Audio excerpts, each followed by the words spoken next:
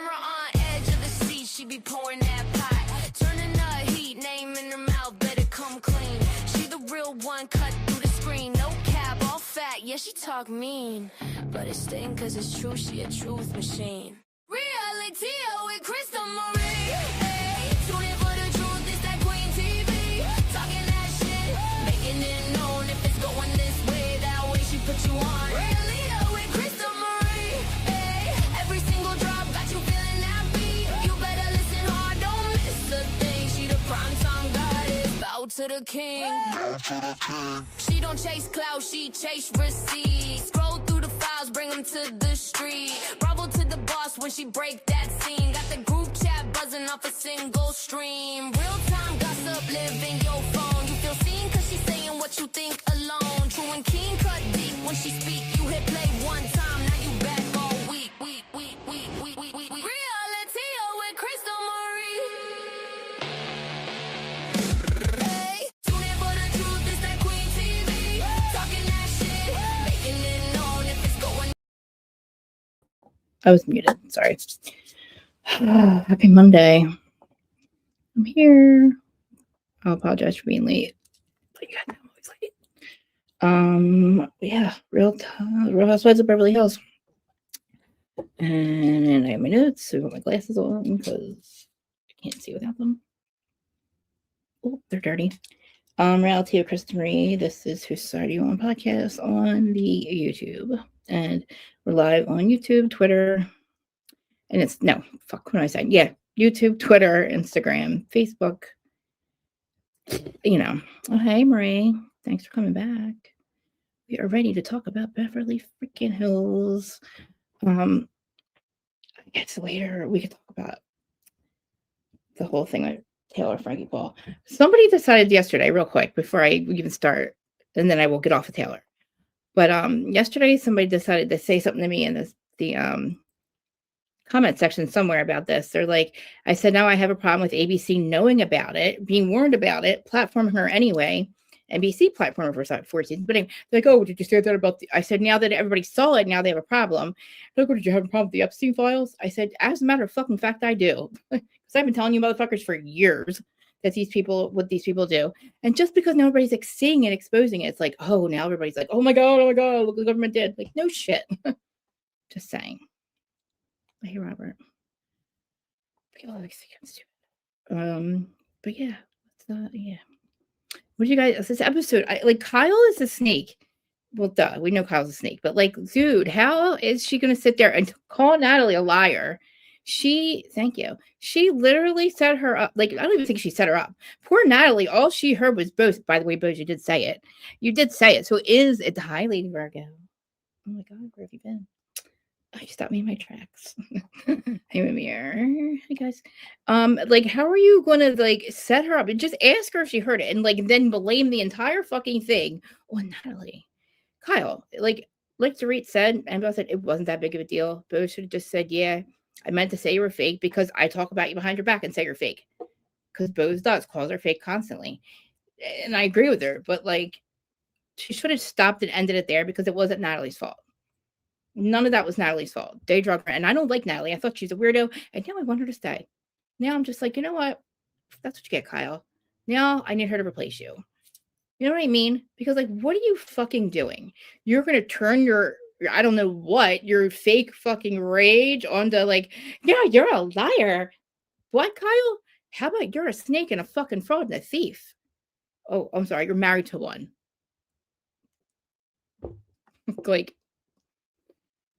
And I don't and Sutton, like we told you, Sutton hasn't changed. Sutton Brown is nobody different than Sutton fucking Strack. Okay. And we've seen it again. They did not show us the parts of Sutton, making nasty fucking comments about Amanda and all until it was time for somebody to call Amanda or call Sutton out for talking shit again. Because I was like, oh my God, Drake, why are you yelling at Sutton? Well, I mean, everybody's, there's a reason to yell at Sutton, but I was like, what did Sutton do? I'm like, wrong one, Kyle, and I'm like, oh, wait. And then it showed the parts where something was like, get out of her asshole or something like that. It's like, but then, I mean, I understand Dree getting all pissed off and going, like, what were they all? This is all a big setup against me, blah, blah, blah. Well, that's not really how it worked out. It didn't really work out that way. There was a setup against you. Producers forced Sutton to room with fucking Amanda. Duh.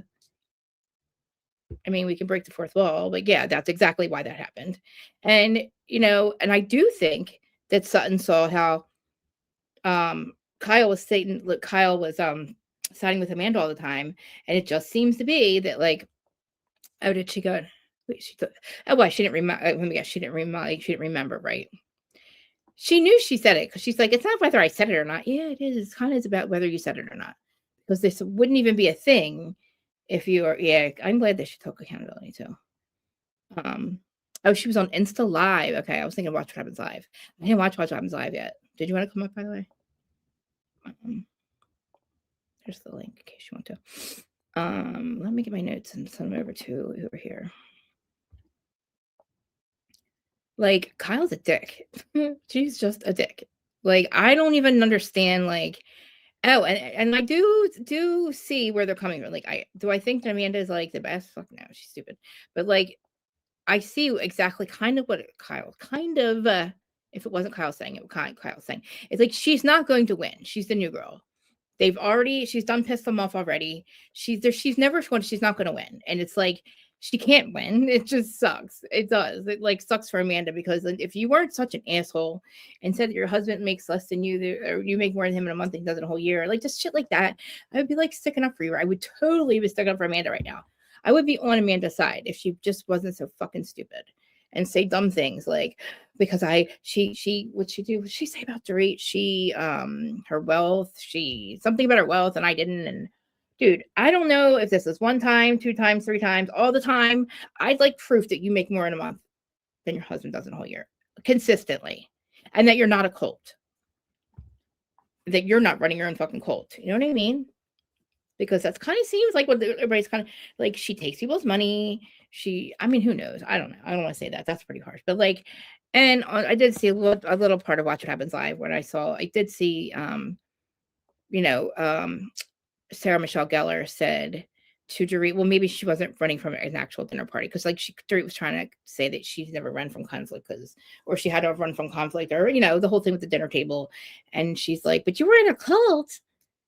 Kind of assuming that you've run away from worse. I guess. I don't know. I guess that's what Drew does. But Sarah Michelle Gellar was like, well, maybe it wasn't, maybe it was a cult. And she's like, I don't know. Something's not adding up. And it's like, Dorit, just stop. Wrong one. There's a lot of things to get about Amanda about. That's the one thing I don't think we should just fuck with her about. Maybe her new book and how stupid her new book is. I don't know if she's going to call the Housewives a cult. It's what it seems like. I don't know what she's doing. I don't know what her point is. I don't know how this became a book. I don't know how it became a book all of a sudden. Is she going to say how she ran from the Housewives? Like, I mean, Kyle is kind of like dummy. I don't know. Kyle's a stupid one. I don't know. Kyle's just so stupid. I just can't stand it. Hold on, guys. I don't want anybody to get triggered by this. Like, I don't understand Kyle. Like, why is she going after Natalie? Like, is she that angry? Like, I don't know. Like, I'm not even that angry, Kyle. Like, I can laugh at you. Like, and I wasn't even that mad at Natalie. I just thought Natalie was weird with her stupid thing, her stupid confession about, like, having. Oh, are you? Thank you. I'm obsessed with it too. But, like, yeah, like, I'm more obsessed with, like, the bottom part. You just can't see it right now. Like, you can't. The shirt underneath is even cuter, but, like, you can't. The lace part has, like, a whole other t-shirt, but I wanted to have the Bon Jovi thing on, so I put Bon Jovi over the t-shirt that it's cute.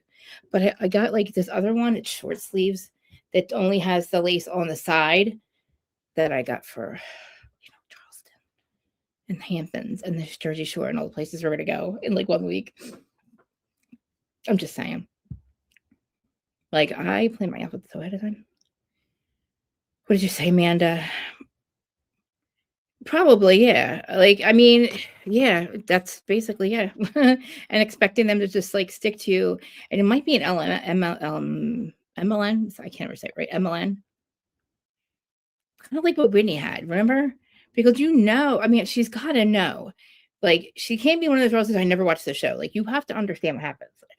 And really, like, I don't think that, I don't know, when, like, I think it was Erica said to her, somebody said to her, like, you better, Erica told her, like, you better get, get moving or running or something like that. If that's the worst that you think you're ever going to deal with this woman in these groups or something like that. And if I were Amanda, I would be like, I'm sorry that my life hasn't been as fucked up as the rest of y'all. Sorry, my husband was a fraud, didn't steal a bunch of money. And sorry you didn't leave him at the bottom of the cliffs. Sorry yours didn't steal 70 million. Sorry yours didn't leave your first best friend or your best friend moved the fuck into a different state, country, world, and was like, get rid of my last name, bitch. You're fucking crazy. We're never getting back together. And you still didn't get it. Like, at least, it's not PK who's off running around. Like, if I were Amanda, I'd be like, well, to be honest, Erica, like, my life hasn't been as fucked up as yours because I'm only in my 30s. I was born in 1985, for fuck's sake. You were just meeting Tom in 1985. You know what I mean? Like, that would have been my, but like, no matter what Amanda said, she wasn't going to win. So I put the thing up. I'm going to, I think a minute. Yeah, I mean, like, yeah. And I feel like I found out she only made that money one time, allegedly, selling a house, flipping a house, kind of like a Corey Richards kind of deal. And like made it one time, made it like make up a couple millions, and that was it. Like, and then she just started to write books about it and stuff. So it's kind of a fraud. Like, don't say you consistently, unless you're consistently defrauding people out of $999 a month. Which poor Manny, sweet little old Manny, thought it was $9.99. He's like, well, it's not that bad. She only charged, this is my lawyer. She only charges $9.99. I'm like, oh, Manny, sir. No, Manny. I love him. Thank you. I just ordered I ordered like a Tom Petty one and another Bon Jovi one and a Grateful Dead one because I have to wear a tee. I'm not doing sweaters this year. Well, this is springtime, but I can't do like dressy anymore. And I got a bunch more ripped jeans coming in that.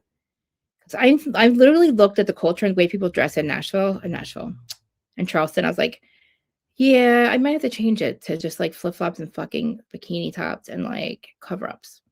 Total Sally gear. Sally's Secret Service fucking sex party, singles party at the beach. It's vibes. That's what I would like. That's what my life would be if I lived there. I would be there all the time.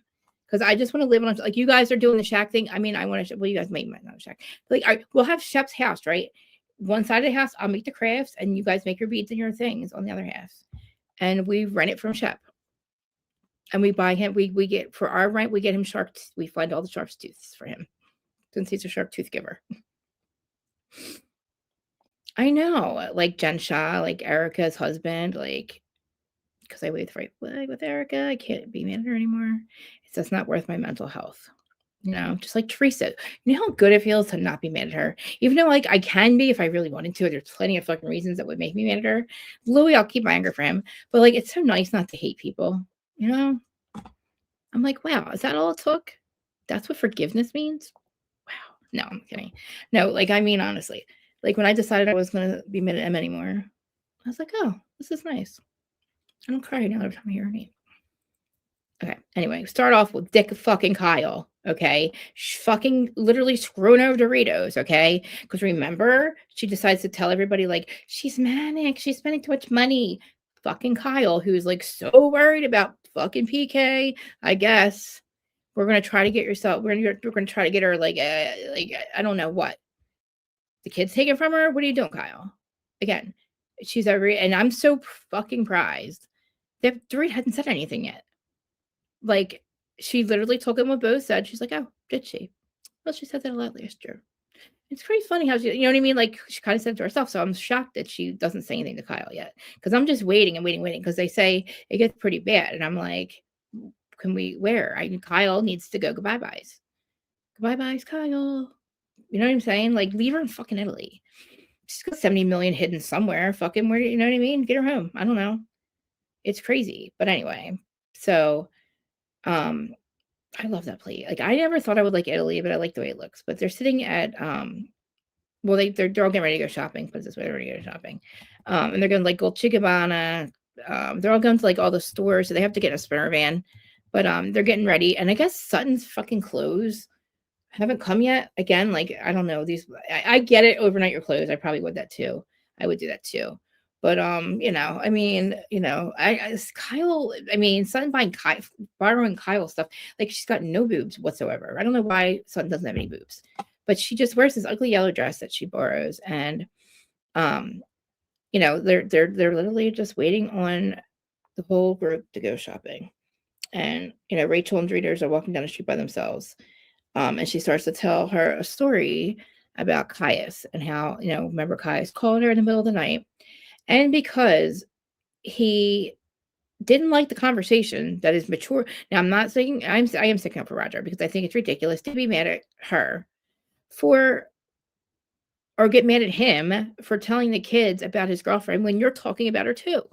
Like you're talking to the kids about her, the person, right? So how are you going to get mad at the dad? How are you going to get mad at Roger for being mature about it and sitting the kids down, knowing that she's sleeping over there and they know who she is? They know it's his girlfriend. They already know this. So for her to be so, I mean, I guess they're not, in her eyes, it's not being spoiled, but for him to get able to fly from LA to the fucking Hamptons because he doesn't feel like being at his dad's anymore. I'm like, wow. Like I kind of might even take Roger's side a little bit now because maybe he's not as bad as we think he is.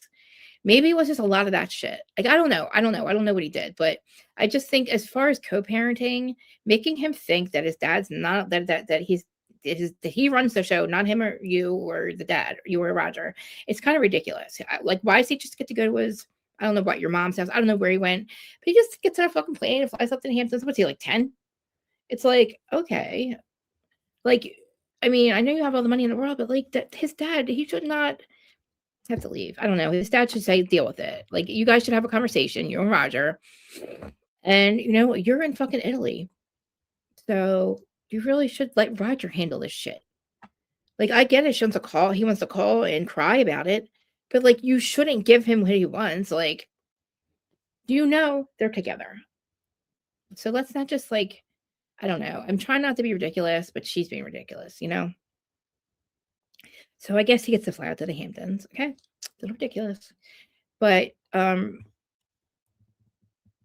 like her and Dorita are just talking about everything. And she's like, I can't believe that me and Sutton, I thought we actually turned a corner. She's like, but this morning I hear that from Amanda that Kyle and Kyle and Sutton were yelling at Amanda that she'd be more direct with Dorita and like argue with her more basically. And Dorita's like, I don't understand. I don't fucking understand. Me and Rachel, she's like the same thing with Kyle. They're talking about how like they're so mad at something about like Rachel's talking about how like Dorit was digging up stuff on her cult stuff, but Sutton's in the car talking about doing like deep dives on, or no, it was the other way around. Dorit wants to do deep dives on something, and it's like basically this fight between Sutton, Doritos, Amanda, and Kyle, and it's all and like kind of BOZ too. Like they just can't seem to like I don't know like they want Amanda to do one thing and do another thing. I don't know. Kyle's trying to blame everybody but Amanda because she's a snake, and she just and then Dorit's just like, what the fuck, Kyle? Like, why are you all like you're like Sutton's rooming with this girl and like you're yelling at people over this. Rachel's talking to Amanda and she's like, I'm not into this mean girl stuff. And, like all they want to do is talk shit. And she's right, but like she's a housewife. She has been into the mean girl stuff, But like, I get it. Like Jennifer, like she gets this information and Dorit's like thinking she goes through this whole thing about it's all about her and they all did this to get back at her and blah, blah, blah, blah, blah. So anyway, they're all out shopping, right? And they're all like walking up along this like bridge thing. And this becomes a big deal later, but they're on this bridge and there's like these masks. And I get it. They're like, I don't know, the masks that you put up in front of your face and you just walk around with them. I guess you kind of like, it's like with a rubber band, those kind of mask. And one had a really long nose. And I guess it looked like Pinocchio. And then they were like, oh, these are cute. And then somebody's like, well, who's going to wear the one like Pinocchio? And Bo goes, oh, Amanda can wear it. Now, to me, Pinocchio means you're a liar. Well, I guess that would mean you're a fraud. Okay, so I get it. So BOZ hears it. And, she's like she doesn't, Amanda doesn't say anything, but she says that something to Kyle and BOZ. And Natalie's standing right there. And she says, oh my God, why did I forget to shut this off? She's like, why did she's like, I'm kind of offended. We're standing at the bridge and I hear BOZ basically say my name and like basically say that I'm the one that's going to be wearing the Pinocchio mask and basically insinuating that I'm fake. And she's like, did you hear that, Kyle? And I think Amanda was asking for clarification. And Kyle looked at Natalie and goes, well, did you hear it? And she's like, yeah, I did hear her say your name. And she tries to tell BOZ and Kyle that she was saying it.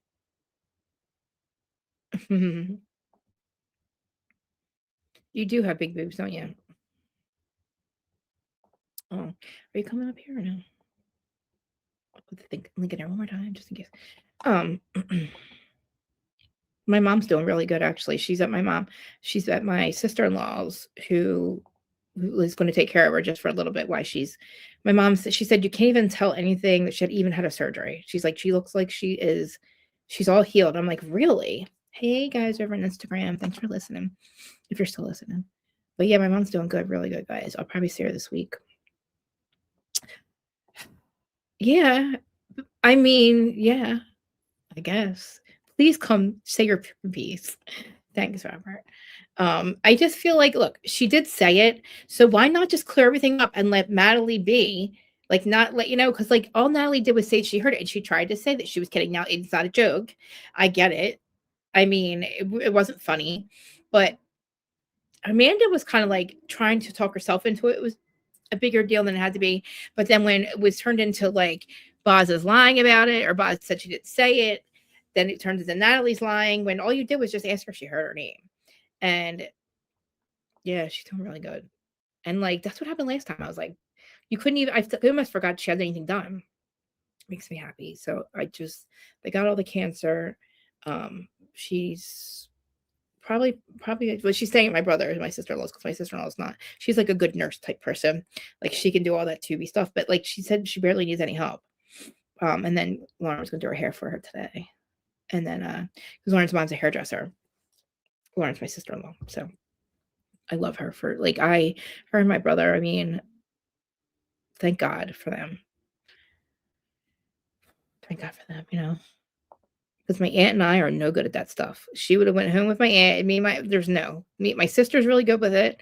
And Lauren, me and my aunt, no, not at all.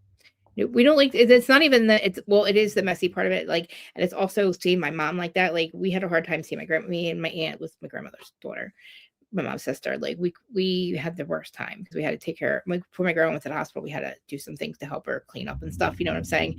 And that was so traumatizing for us because my grandma was with it until that day. Like she woke up with, she had brain cancer, but like she woke up with it. She went to bed with it, not affecting her waking up with it, not knowing who she was. She died that night. But like me and my aunt, I think ever since then we just kind of couldn't, like, especially my mom, because that's my mom's sister who we always lived with her. So like she's always lived with my mom or vice versa. And she's my godmother. She's my other mom. You know what I mean? So like, because me and my stepmom's really close to my mom too. And everybody's like, what? I'm like, yeah, always been. We're very all much in agreement that we knew who everybody's place was. But anyway, so yeah, I'll probably go with her over there to see her soon.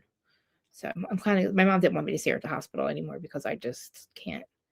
Like I saw my mom when I was 7 years old. She got in a car accident. They were out, with her friends at night, and I don't know if it was a bike accident or something like that. And she had like a neck brace on, and I like fucking lost it. I just remember like screaming. Like it was just very traumatic. I don't know.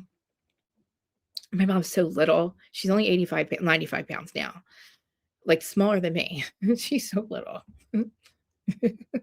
So like just seeing her, I've never seen my mom. I've seen her twice when she had cancer in the hospital. But like that was, she was in like a suite type thing. I have never seen my mom out of an operation. I've never seen her hooked up to machines and stuff like that. So to me, like yeah. But anyway, back to this. But thanks for everybody for that. But Kyle, Amanda, and Kathy, they drive together. And they're driving back. This is after the whole, BOZ or Natalie said she heard it. So they go shopping. Again, there's this whole thing with Dorit. She gets stuck in the stores. And again, they're clocking her money, how much time it is. Again, if you are there shopping, I don't need you to wait for me. Just go. Like, I don't need to be waiting on you. Don't use that as Dorit spending too much money. Like, they're again, clocking her money. Oh, it's just taking forever. And it's like, let her do her thing. And she's like, I don't want to rush. And then Kyle's like, I'm going to go get a latte. Nobody fucking asked you. Anyway, Kyle, go get a latte. I hope you fucking trip crossing the street. Like, honestly, just leave her there. You know? Like, fuck, dude. But anyway, she gets a latte and they all start talking about Dorit again. And, you know, Dorit just doesn't like the fact that she feels like everybody's like turning on her. So, you know, that whole thing happens and the whole like so the whole mask thing. So Kathy's like, listen, if you have a problem with it, Amanda, because so she's talking about it in the car and they're trying to talk Kyle and Amanda are trying to talk Kathy into it being a big deal. And Kathy's like, well, that was a joke. And because like, well, you don't like to be the butt of the joke, do you? It's like, shut the fuck up, Kyle. Shut the fuck up. Nobody like literally. I don't know. I don't know what she feels like. Well, she's a snake. That's the problem. She sees nothing wrong with being the way she is and just totally fucking like taking Amanda's side no matter what against Dorit, talking about Dorit behind her back. Won't say it to her fucking face because she doesn't want to hear it from me. She doesn't want to hear you talking about behind her back either, bitch. Fucking understand? Kyle, you're not her friend. And the fucking fact that Sarah Michelle Gellar thinks that they're actually like she actually almost looked at Dorit like she was crazy for not wanting to make up with Kyle. I'm like, have you not watched the show?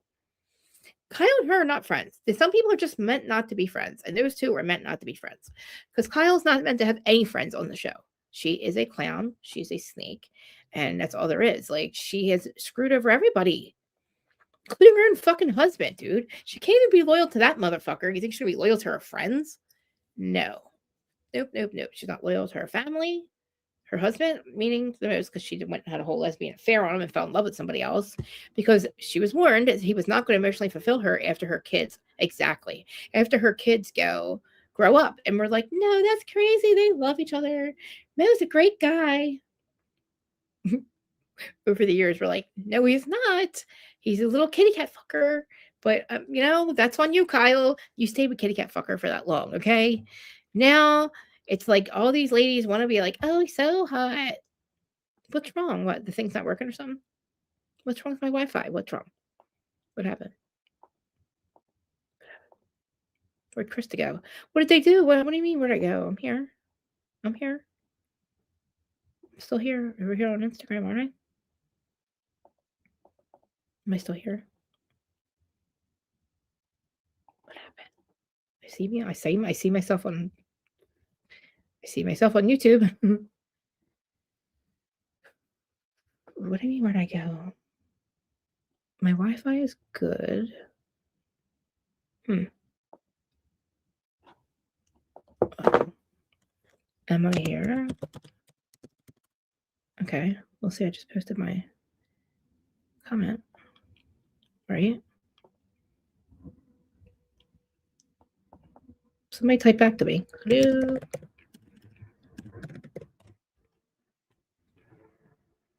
I forgot to give out my memberships too, by the way. Tell us how you really feel. I know. She's annoying, dude. Oh, you can see me. Okay, good.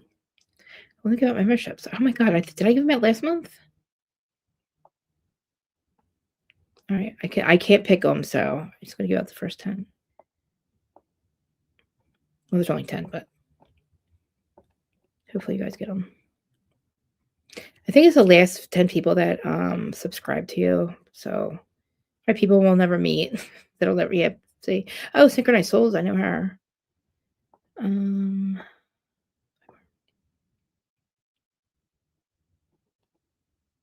Where are all my likes? Where did my likes go?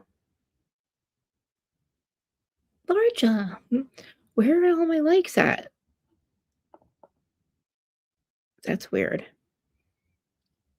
Oh, there they are. Okay. And I'm still here though, right? Okay.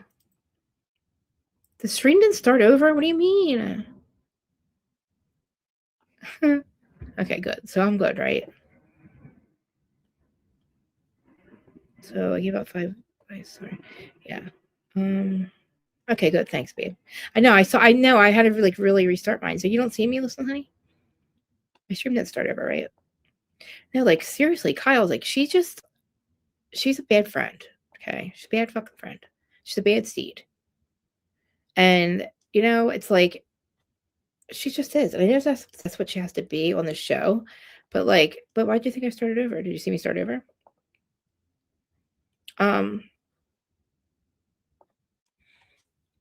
Carl's she's a huge burden, you know? Like, so anybody, so they get home, they go shopping, right? So like after like, you know, they go back, they're getting ready, they have to go out to dinner. Well, they're actually not going to dinner, they're having a pool party. Okay. And it's really cool. They're racking the sprinter van, and Erica has like a leopard print thing outfit on and all cool. So they're having like a pizza party and a pool party, which is in the hotel, I think, which is awesome. There's a pool in the inside and the outside, it looks like, I think, right? It's really hot there. So, I mean, I love nighttime. Like, I love swimming at nighttime. Like, it would have been cool if they ate around the pool. But anyway, so they all get their bikinis on. And they're just really hungry. But again, it's like the rate's late, and it's crazy because like they're all sitting around, but like at one point Sutton talks about Amanda using her pillow as a laptop, which is kind of disgusting if you think about it. I would have to change my pillowcase. I don't know why you're using the fucking sheets from the hotel anyway. I think that's gross anyway, but it seems like they are. I have to bring my own stuff, especially because you know when they change the sheets, they never change the comforters. So the top duvet or comforter at any hotel has been slept on by every single day. It's very, very rare that they change the comforter. And I used to work in hotels, so I know. Now, sure, you know what I mean? So it's like the hotels are never, the comforters are never changed. So I don't even want, so when we go to Charleston, we have to either, if we don't have an Airbnb, we got to make sure we bring our own sheets and shit. I probably even would bring it to Airbnb. I don't like sleeping in people's beds. I have my own sheets and stuff. Okay. I might even sleep in the bathtub. I used to do that down the shore because I thought that was the only safe place to sleep because I know what goes on, you know. But my whole plan is that we move to Shep's house. Okay, we retire, we rent Shep's house out to make crafts on his little beachy thing, and you know, and we just have a good time. Anyway, but so Amanda, they're all sitting around to eat again, right? So everybody's in their bathing suits, and somebody says to Amanda, like, I don't know, like Amanda's like, I need something, I gotta bring something up. And she's like, now I don't know what she asked both. She's like, I need to ask a clarifying question. I mean, I'll give it to Amanda. She doesn't lose her shit at all. And she's right. And I guess it's because, and all of them are there. Yeah, their bathing suits are cute. I thought so. Sorry, I'm like losing my spot. Their suits were so cute. I know. I would have been so fucking cute. Except for BOZ. BOZ was cute. BOZ has a nice fucking body. I just don't like when she's so extra all the time. Hey, babe. Like, she doesn't have to do all that. But I loved her. I was like, the fact that she showed up in a whole bikini, I was like, you go, girl. If I look like that, I'd be in full bikinis. They all should have been there. And the fact that none of them want to go swimming because of their hair, don't go underwater, you assholes. Float around on a fucking tube. Like, enjoy it. Like, I want to go swimming. Like, I don't want to get my hair wet either. My extensions do not get wet. So I get it. My hair is going to be up and it's going to be in a silk fucking thingy wrappy thing. And that's how I go into the pool. And I even put a hair cover. I don't know. I might not even, I might just, because I just love, in the summertime, that's why I could never have the tape-in extensions. The one summer I did after I got married, holy shit. Because all I do is I'm in and out of the pool and out of the ocean. I was pulling it up and then the glue, you're not allowed to go to bed with like the glue or let it dry in your hair. I didn't realize the glue was like matting my hair. Oh, it was such a mess. That's why my hair is short now. And it's been 8 years. No, how long? Since 2016. Oh my God, 10 years. I've been married 10 years. Oh shit, I've been married 10 years this year. Yeah, 10 years. And my hair I still have a bald spot right here from it. It took my girlfriend 3 days to get all the fucking goop and fucking gunk out of my hair. Jeez, it was bad. So and then I also got the Mormon girl, the chick. It was Demi's extensions, I think. Oh my God. Remember you guys probably remember I was so excited to get them. And then I got them and I was like, these fucking cheap ass fucker. I could not believe how cheap they were. And Erica got the same ones I would get off of Amazon, and she put her name on them and charged $700. I was like, dude, I pay less than $100 for mine. I just have a problem with buying too many. I know, right? But anyway, so they're all sitting around, and that comes up. So basically, Dorit wants to say something. She doesn't. Well, Dorit doesn't say anything, but Amanda starts talking about what BOZ said. She asked BOZ if she said to her, she asked her, she said, when we were on the bridge, did you say something to the effect of like, I would wear the clown or I would wear the mask with the long nose because I'm a fake or a fraud or something like around like, or Amanda would wear it. She's like, no, I don't think I said your name. So it was lies at first. And then she's like, well, hold on. And it's this whole thing with Kyle's trying to jump down fucking Natalie's fucking throat because Natalie was asked by BOZ and Kyle and Amanda if she heard BOZ say her name. And Natalie said, yeah. And she kind of like, and they played it back. And Natalie did laugh. I know BOZ apologized, but still, the whole argument at first was like, BOZ thought it wasn't important whether she said it or not. It's like, no, that's really fucking important. She's like, the point is, you went to them first. Well, she went to them first because she wanted to make sure she heard you right. To me, that's what it looked like. Okay. I mean, hello, if somebody said that about me, I would wait. She, like, Amanda doesn't flip out. She never flips out. They are right. She does not, they cannot really rattle her. They might piss her off, but like, she doesn't literally like run away crying or like the rest of them do. How many times have we seen Kyle like, I'm not taking it anymore when she gets called the fuck out? Remember, she wants to quit. I need a break. She gets to get a 2-week break, like fucking like the whole, every time Tamara does it. Fuck all that. At least Amanda doesn't do that. And Doreen walking away this time, I'd fucking walk away too if I had to sit there and fucking listen to Kyle fucking yell at other fucking people when you're the fucking, like, you're the ones that are talking behind my fucking back. Hey, Micro Blue, talking behind my fucking back. She can be a weird dork. Exactly. Hey, how are you? Thanks for coming over. She is. She's a weird dork. That's what she is. And I don't like the whole, I make more money in a month than my husband does in a whole year, because that's not true. It only happens once. I know who the frick is Natalie. Exactly. But I didn't like her either. I didn't like her because the only thing we knew about her is that she had an orgasm when she had sex with a massage guy. And I was like, why would you say that? Why in the world would you come on and say that? But this episode, I was like, you know what? Fuck her. I mean, well, not fuck her. Fuck Kyle. And I can trade out Kyle. Kyle can fucking go. And I'll take Natalie in her place. I know it's not an even trade, but I'll raise you one Natalie for a Kyle, please. Maybe even I have to give you another half, maybe, to get rid of Kyle. I'll give me a Natalie and an Amanda.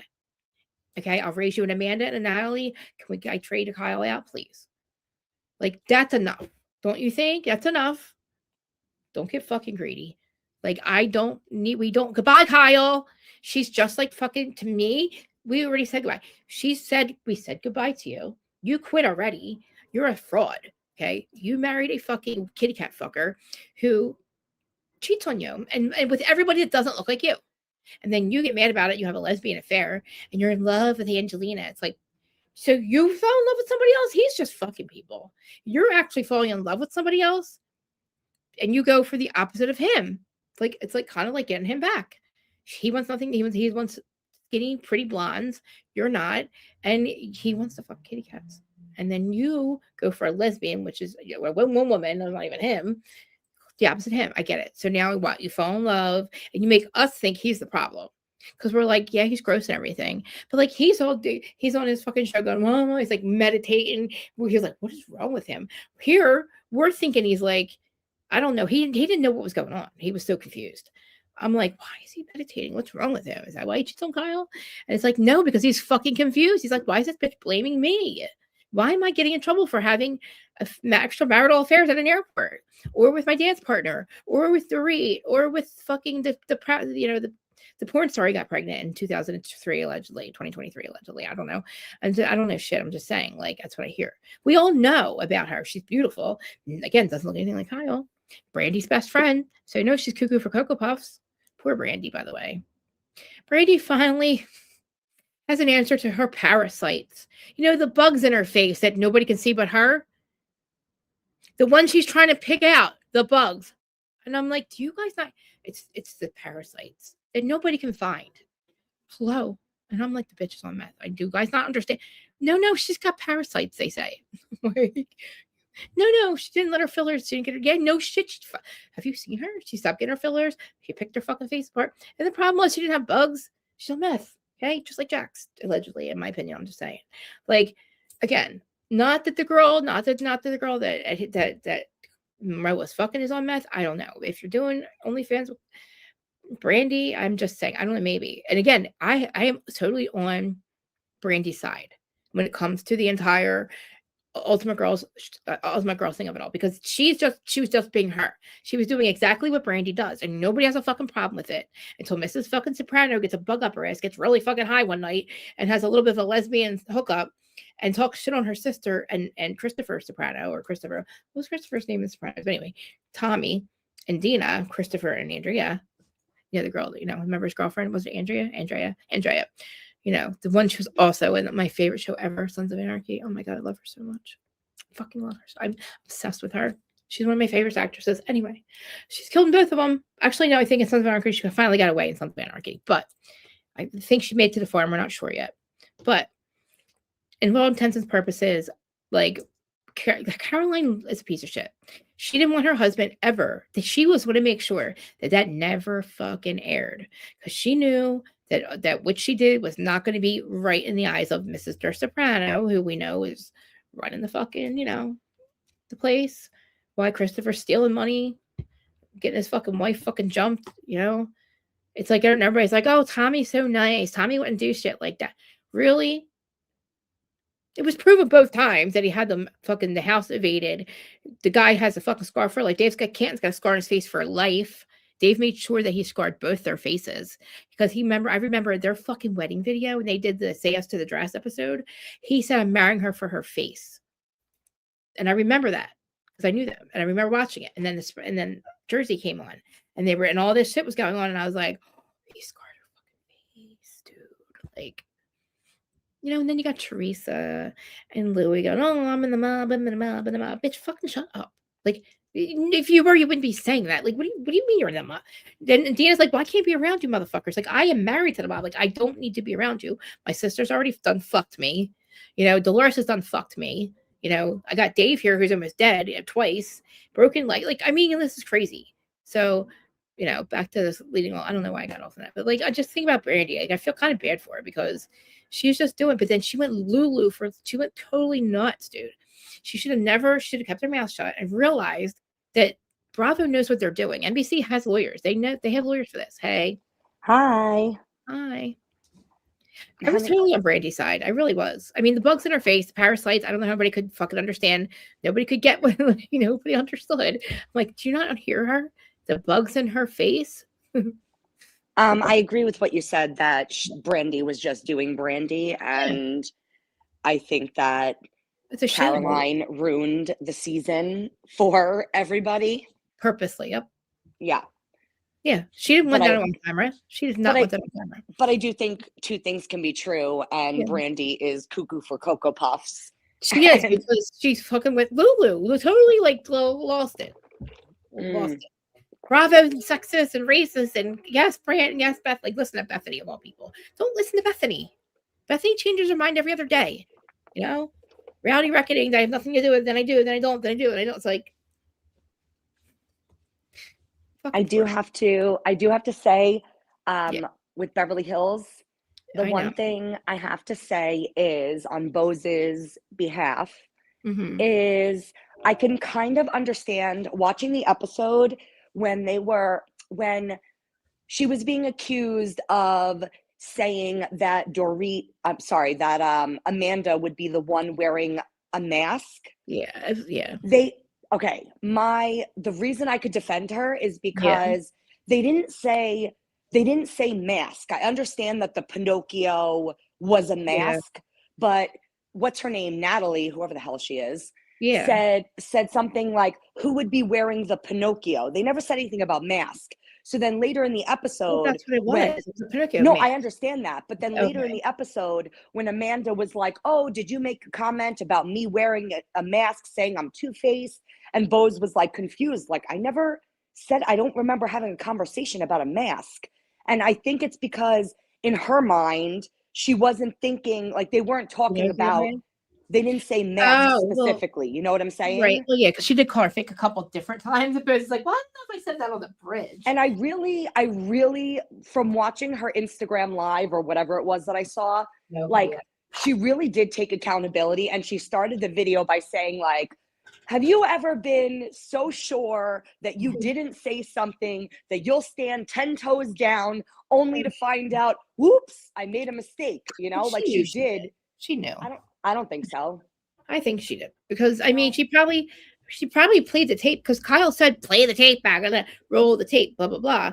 Well, okay, Kyle, I'm sure they probably did that night. You know, I don't think so because the You think episode she just saw it? aired, and that's when she They came get the out. whole- And I thought they get the whole season. I don't know. Maybe she doesn't watch the whole season. I don't know. She might not watch it. I don't know would because wanna watch it. on some shows they don't show you the season until the end of the season. Oh. So, like I remember on Oh yeah, you're right. You're right. what was Well, it, like the yeah. Valley? No, Vanderpump, when they watched the last episode like for the first Yeah. time all together. I don't Mhm. think that I'm not sure if for all of the different franchises, Maybe if they they stopped watch them doing- as they come out. Maybe they, yeah. Well, maybe they just stopped doing screeners for them and stuff because of what happened in Jersey. I feel like if you would have seen her video, it was very, I very get it. I know, I convincing. get it, but I don't think it was Natalie's fault at all. You know what I mean? No, not at all. I Like mean, for Kyle to turn it around and start screaming at her, I'm like, are you fucking out of your mind? yeah, you want to know why Kyle's doing that? Because she needs a freaking storyline because she has none. Yes. Well, I could give her one. I can give her one. Where's the fucking $70 million, bitch? Where And fuck the is it? reason why they keep pushing Amanda to be reactive is because Because they she's know not. they're reading they're reading all of the articles about how Beverly Hills is the most boring season, because it's not just me that's saying it. Like it is, Yeah. everybody is saying that this season is awful. I mean, And yeah, so far it's just a bunch of like I liked it at first, and now it's just a bunch of like the same thing every week. And I need them to start fighting Kyle and her or something. why is it the same thing every week? Because nobody has a storyline and nobody has Yeah. anything going on. They have to force them to hang out too. Could you Yeah. imagine, Krista, if Amanda was not on this season, what would they be talking about? Probably Really, Kyle though. and probably Kyle and Dorit would be fighting more, probably. Right, but what would they be talking about? There would be I don't nothing to know. talk about.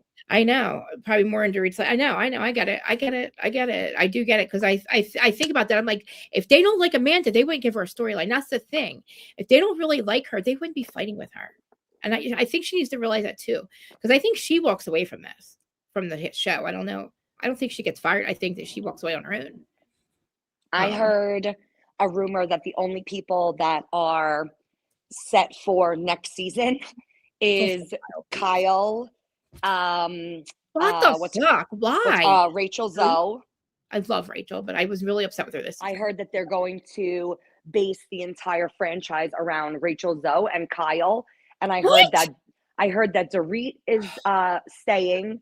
I heard Good. that Erica is staying. Yeah, I like her. And then I heard that Finally. there's a rumor that BOZ might not be asked back, and that they're going to hope that Garcelle comes back. Garcelle's not coming back. Right. Garcelle's not coming back. Maybe for the money. And then I also heard that they're going to try to make Sutton a friend of next season. Good. And that She's she's a not going to get loser. full time. She's a fucking loser because she's a fucking loser. And I She's heard really, how sad of her to think that her and Kristen were getting back together. Did you know she thought that? I did not know she thought that until she said who was getting back together. I'm sorry. Sutton was so fucking, like, you know how like Garcelle left her, Avi left her, her husband moves to a different ex-husband. She thought her and her ex-husband were gonna get back together one day. She's like, well, now that he's gone and he did this annulment, now I know we're never getting back together. Like, what the wow. You really thought that, you fucking poor sap you. Like, how would you think that? He's with your friend. He moves to a different country. He strips you of your name, and your fucking marriage doesn't mean shit to him. Because he wants to marry your friend, you dummy. Why did you think you were getting back together? I don't understand her. That's what she's such a fucking weirdo to me. Like, she needs to be a friend of. I don't like her fucking ugly yellow. Like, I don't like her outfit that she wore of Kyle's. That yellow dress looks hideous on her. Hideous. Well, that's not her fault. She had no luggage, and like, you have to take whatever your friend gives you. I mean, she would be she could dress better. She'd be so much cuter. With She's what? not She had no clothes. She had no suitcase. Well, you make $300,000 a month, bitch. Go buy some shit. Go buy some shit. The thing about her confessionals, some of her confessionals with a streak black, like the black, I don't know, she looks slick back with like black a dress on. She looks fucking phenomenal. And then I see her dressed like that. I'm like, what are you doing? Your confessionals with like the sleek black look, like it looks so good on her. And she looks younger. Like she doesn't look like her fucking weird self. Like, I don't know why everybody's fucking thinks she did not change. That's why Jennifer she yells at Jennifer all the time because Jennifer thinks she's a joke. Jennifer knows she's a joke. She hasn't changed. What's going to change in a year? Nothing. So be a friend of, please. Because nobody's wallet fits for her. But she's probably makes more out of all of them. Maybe, I don't know how much Mauricio is making these days. He's probably stealing a lot of money. I think that she has changed, but I think that No, that's attributed to the fact that she doesn't drink. You think? No, I still think she's the same. I think she's the same, and I think that because way she snaps at Jennifer is ridiculous. Oh, I think her attitude this season is completely different than last season. She has no fucking choice. She knows she fucked up last year. I really think that it's because she's not drinking as much this season. Because if you remember last season, or all the previous seasons, when she used to walk around with the little can of grapefruit juice or whatever in her purse, she was like a big drinker. And this season, if you notice, you haven't seen her with a drink, not once. I don't know. I mean, and she's a lot calmer. She's a lot less reactive. She's not yelling at everybody. She has no friends. She has. But I think that's why she did it, is because she realized she lost Avi, she lost Garcelle. But she said she don't give a fuck about Garcelle. She does not want to reach out there. Like the fact that she said, "I don't want to reach out." No, watch what happens. Like that, she has no one. She don't give a fuck about Garcelle. That's not what she said. That's what she fucking said. No, she didn't. Pull up the clip. Watch What Happens Live. They said, "Do you want to reach out to your friends? Does this make you want to reach out to your friend?" She said, "No, nope." Pull up the clip. That's not true. She did reach out to her. No, I'm telling you what she said on Watch What Happens Live. Pull up the clip, I'm telling you. Reza looked at her, or whoever she was on with, and said, "Doesn't this show make you want to reach out to your friend Garcelle?" She said, "No." And I've been fucking talking about it ever since. I'll find it. I think she was on like the first or second week, I'll find it. And I was like, wow. I can't fucking believe that. Like, I don't think she'd ever reach out to her. I never heard her say that. But the fact that she says that she don't give a fuck on Watch What Happens Live is ridiculous. Like, I'll find it. I think that you might be misinformed, because she did reach out to her, and Garcelle never responded. She reached out to her. I'm telling you what she said on the show. Which I don't watch What's Happens Live. That's what I'm saying. Just tell me what she said. I don't remember her saying. But I mean, roll the footage. Roll the footage. I'm looking. Give me a minute. Here it goes, right here. Hold on, I got it. I don't know. Wait, she says how she regrets it. I don't know if this is when he asked her though. Hold on. It's probably on here somewhere though. I'll share it. I don't think it was the viewer they asked her, but it's gotta be this episode though, because she was only on this one time, I think, right? I've only seen her on Watch What Happens Live once this season. All right. You've had some time to reflect. Oh, shit, still fucking muted. God damn it. Do you have any regrets regarding your relationship with Garcelle or Avi?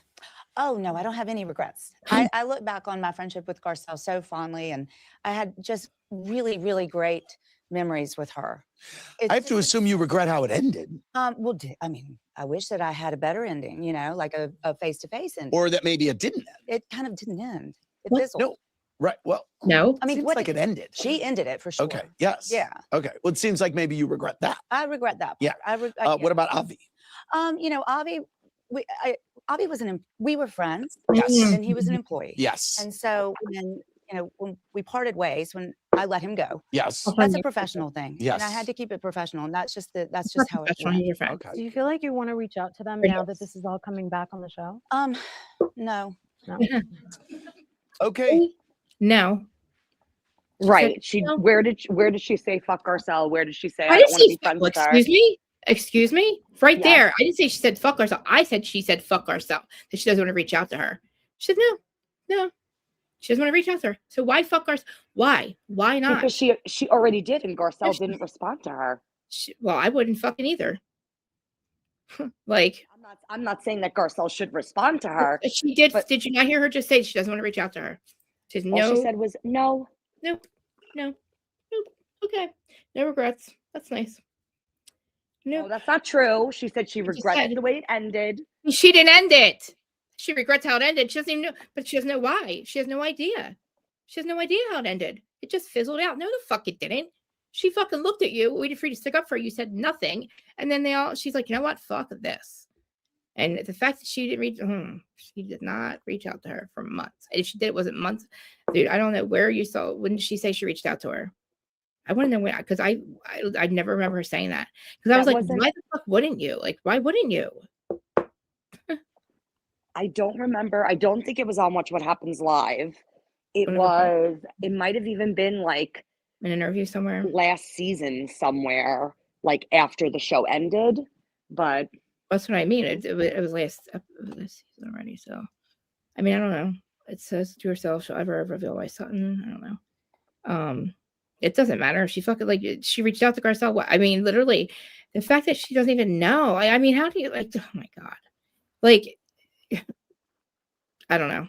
Fucking Jennifer Tilly even figured it out. Like, it just seems fucked up of her. I don't know. Why do you not regret? I don't know. I don't understand her. I don't understand. I don't know. Why doesn't she still want to be Garcelle? Like, I wouldn't. Yeah, I don't know. She only changed. I'm not Team Sutton. Like when it was like Garcelle versus Sutton. But is that not literally saying fuck Garcelle, basically? If I were Garcelle, that's how I would look at it. You basically just said fuck me. Like, I mean, how do you not, like, you're here, like, how do you I don't look at it that way because she does say, like, you know, I look at our friendship fondly. Like, she doesn't have anything nasty to say about Garcelle. She can't say anything. There is nothing nasty to say. Right. She was by her fucking side the entire goddamn time. I'm not saying I'm on her side. I was on Garcelle's side. Well, then why the fuck are you sitting there saying, like, she literally does not regret it. She doesn't. She doesn't even know. She doesn't think she did anything wrong. Really. And, like, you know what? Garcelle shouldn't have to fucking tell her.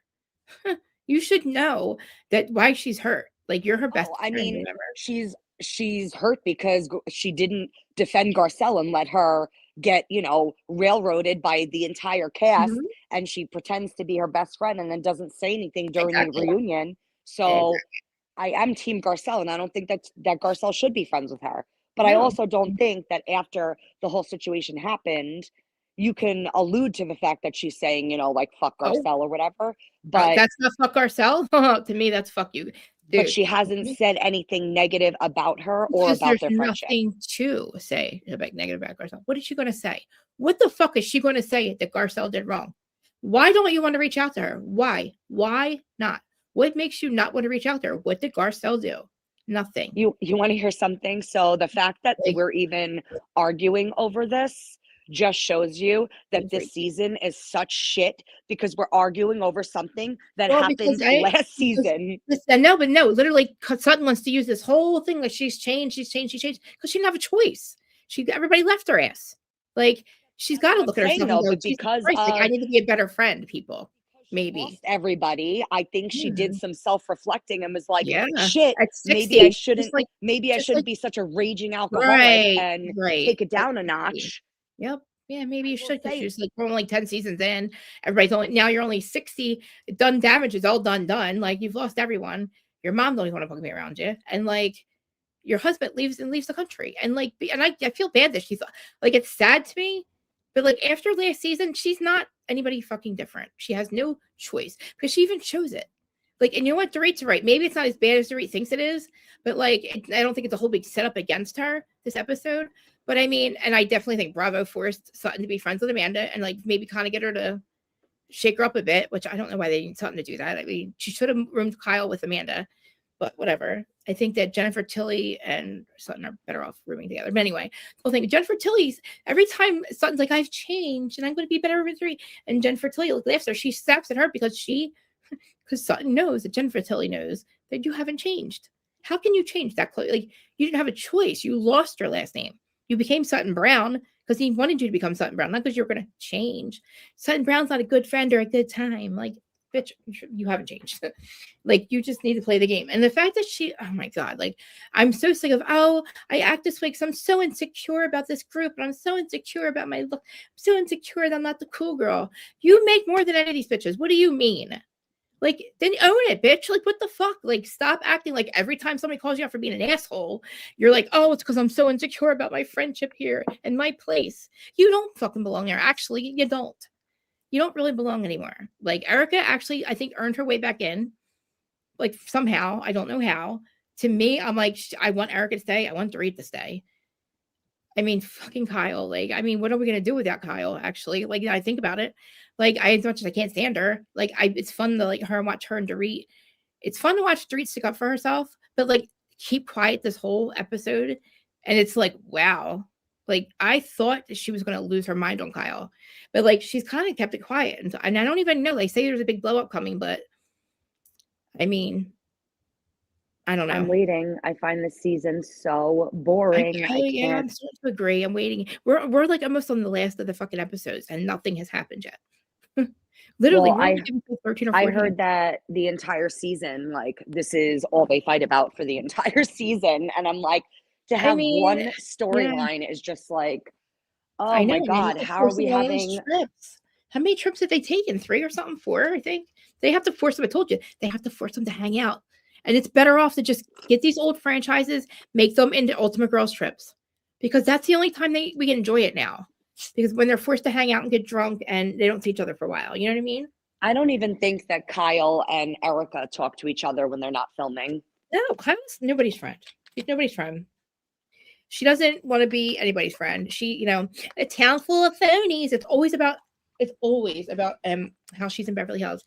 And the Diamond's always a girl. It's like she's always about when you're in LA. It's like, Kyle, we know you're rich. We know you're famous. Like, I don't know what he did with the money. I know he made that money, and I know he didn't get caught for an entire year, and he didn't have to pay it back, Kyle. You were married to him, and Erica stole a lot of money too. I mean, Erica's husband stole a lot of money too, and we gave her fucking hell for like the last how many years now? And it's like, why don't we give the same shit to Kyle? Her husband stole money. Maybe it wasn't from old people or like sick people or his clients, but actually it was from his client / seller friend. Like, he stole from the most dangerous man in the entire world, who sets people on fire, entire families on fire for stealing from him. This motherfucker wants to not tell me about this offer. They did, like he steals the money, and it's a lot of money. It's a lot of money, and it's like, you got caught. And then I'm like, but Kyle's married to him. Well, she's going to stay married to him, just like Erica's still married to Tom. They can't fucking, if they ever go to court. I don't know. I really don't know what she did. Nobody questions her about this. And his show was fucking fully being filmed and I don't understand. I mean, yeah, I guess we like mess, but like nobody talks about it. I don't know how. And then he has his dad running the agency, right? And then we find 2 years later, he's calling his dad incompetent so he can get his money. Because his girlfriend, his dad's 84, his girlfriend was 60. Hello. They've been together for 20 fucking years. It's not some young bimbo he just met that took his money. He's been providing for her the entire time. You had him running your company, fucking fake ass fuck Mauricio. You should not even have a license to be a broker anymore. The fact that what he did was so fucking illegal and so against everything that you ever do. You have to disclose all fucking offers. And you can't do it for your gain, and that's what he did. But it's like, it's a lot of money. And it's like, Kyle, where's the money at? Did he use that to open up all his other businesses, like all the other agencies everywhere? Like, and then you have, I don't know. I just feel like, why are we not, if we're going to have fucking Kyle come back, I want to ask her where the fucking money is. Somebody ask her what he did with the money, please. I have a very important question. Sure. Where is Kim? Kim Hill. Kim Richards. Oh, Where man. is Kim? Florida. I think she's in Florida. I heard. Because you have not heard a peep about her, from Kathy, from Kyle. Where is Kim? Is she locked up in a loony bin somewhere? Like, where is she? You know what? If they were my family, I don't know. I don't know what to think. I mean, I get her. It scares me. Karen scares me because I could be them. I could be them so easily. Like, I could fucking completely relapse at my 60s, 70s. But like, I hope not. But I'm just saying, it makes me so sad. I think, at least we heard they did have her 5150'd. But I don't know. And the thing is, Kim, I don't know why she couldn't just find a man. Not find a man, but like, I don't know. I feel like she just, I don't know if she tries to be, I don't know. Hey. It reminds me of older Kathy. Hey. What? Are you talking to me or the cat? No, my cats are literally trying to kill each other. Her mom was very abusive to Kyle. Not abusive, but like very mean to Kyle. And basically the way Kyle gets intimidated by Kathy. I don't know if Kathy's like that anymore, but I think Kathy did take over for her, the mom. And I feel like they were just bullied by her or something. I don't know. There's a lot of secrets probably. And I think Kathy is one of the most people, like, she knows how to act and she knows what's on the line. I don't agree with her. I don't know what happened with her whole parenting thing. I don't know if Paris is a boy. I don't know. To me, it makes sense because the voice, and like it doesn't matter to me. I don't care if she's a boy. I don't care. I could care if you're purple. I don't really give a fuck. It's just the weird secrecy behind the whole family. And I think that would make me on edge too if I were Kyle. If that were my family and I don't know if there's a lot of secrets, but like if my husband was fucking over dangerous people, and then, you know, he's already fucked over Rick Hilton way back when, maybe kind of, I don't know if that's true or not, but like, you know, they're still going at it. And then I have to deal with my sister and my husband for my entire fucking marriage with this whole cloud of that bullshit over it. Do I think that he should have left and gone on his own? Yeah, I think he should have been proud enough to go on his own, and they should all be proud of him. I don't know if he really stole people's clients. I don't know what Mauricio did. To me, you should celebrate that for him. But, you know, I mean, he's a shady ass fuck. We know that now. Now we know he's willing to fuck over people. So, and she knows his wife can be a kitty fucker. Like I'll never unhear that. I will never unhear that. I heard it's really bad. It's like, dude, it's all over the place here. The couple of days it was 80, things started to bloom and then they weren't. It's crazy. But I just feel like I don't know. Maybe we need to, I don't want to say revamp it. Like Rachel's a good thing. Do you agree with what she did with her son? Did you watch it at all? How she let her son just leave because the dad's honest with him. They know it's his girlfriend, right? It's not a secret. You're talking to her, but talking to the kids about it. Why are you then mad at him for being honest with the kid and saying, yeah, she's my girlfriend? To me, don't let the kid leave to get his way because of that. He gets to fly across the country to the Hamptons because he doesn't agree with what his dad told him. You know. I am not on Rachel's side. Right. I think I'm confused by the whole situation because I thought they got divorced like a year ago. Everybody thought they were divorced. That apparently the girl is one of her friends or something, and that he's with now. But I guess maybe they were going back and forth. Confused because I thought she was divorced before she even got on the season. Yeah. Yeah. Because in the beginning, remember in the beginning when she was like talking and she kept saying like, oh, so-and-so is getting divorced too. We're all part of the divorce club. You know, like I thought it was already like a done deal. And even so, even if they weren't divorced, if they've been separated for a year, I mean, I don't know their whole backstory because I never watched Rachel Zoe's like maybe they were show. Maybe they were getting back together at some points. I don't know. Maybe. I just feel like after a year of being separated, like her ex-husband is allowed to have a girlfriend. I mean, what are you supposed to be single forever? I know. And I think the girlfriend might be the one that was in the picture of him kissing. I don't know. I think that they were like going back and forth, him and Rachel. That's what it seems like. Because we're all confused too. Why is my comment not going up? We're all confused too. Because I was like, wait a minute, they've been separated. What is she talking about? So she's talking to them about who this person is, right? So why is she mad at? She shouldn't be mad at Roger for doing that. For finally saying to the kids, yes, this is my girlfriend, not my friend. I'm honestly, I feel like everyone is like losing their panties over like Rachel Zoe, and people are like obsessed. I'm obsessed with her, but I just didn't like that episode. She's working on her emotions, basically. She's moving with emotion, and she's supposed to be like that, you know. Maybe because I have no idea who she is, and I didn't watch her in the first place. But like, don't you think she's cool though? I mean, I guess. Cool. She's cool. I think she's cool. She doesn't entertain me. It's not like I don't know. I'm not as goo goo gaga over Rachel Zoe as like the entire world is, I guess. I don't know. Well, I mean, listen, we have very limited fucking choices anymore. We're very limited to work with. Like, you know? I don't know. Aside from like her fashions, I find her very like, blah. Like, I don't know. I'm not a fan. I remember watching her show and thinking, oh, she's not as great. Like, she's very down to earth is what I was thinking. When we saw her, I was like, oh, wow. She's a lot more down to earth than I thought. And I like her friendship. But she's got to get messy. She don't want to get messy. But I get it. She's the Dolores. She's like Dolores. You know? She doesn't want to... You know, she's tough love friend, but she's not going to be like the mean girl. And that's what you have to kind of do. You know? Maybe just because I'm finding the whole season so boring that like... I thought we were going to have I don't know. I mean, if she weren't on there, it would be a lot worse. But...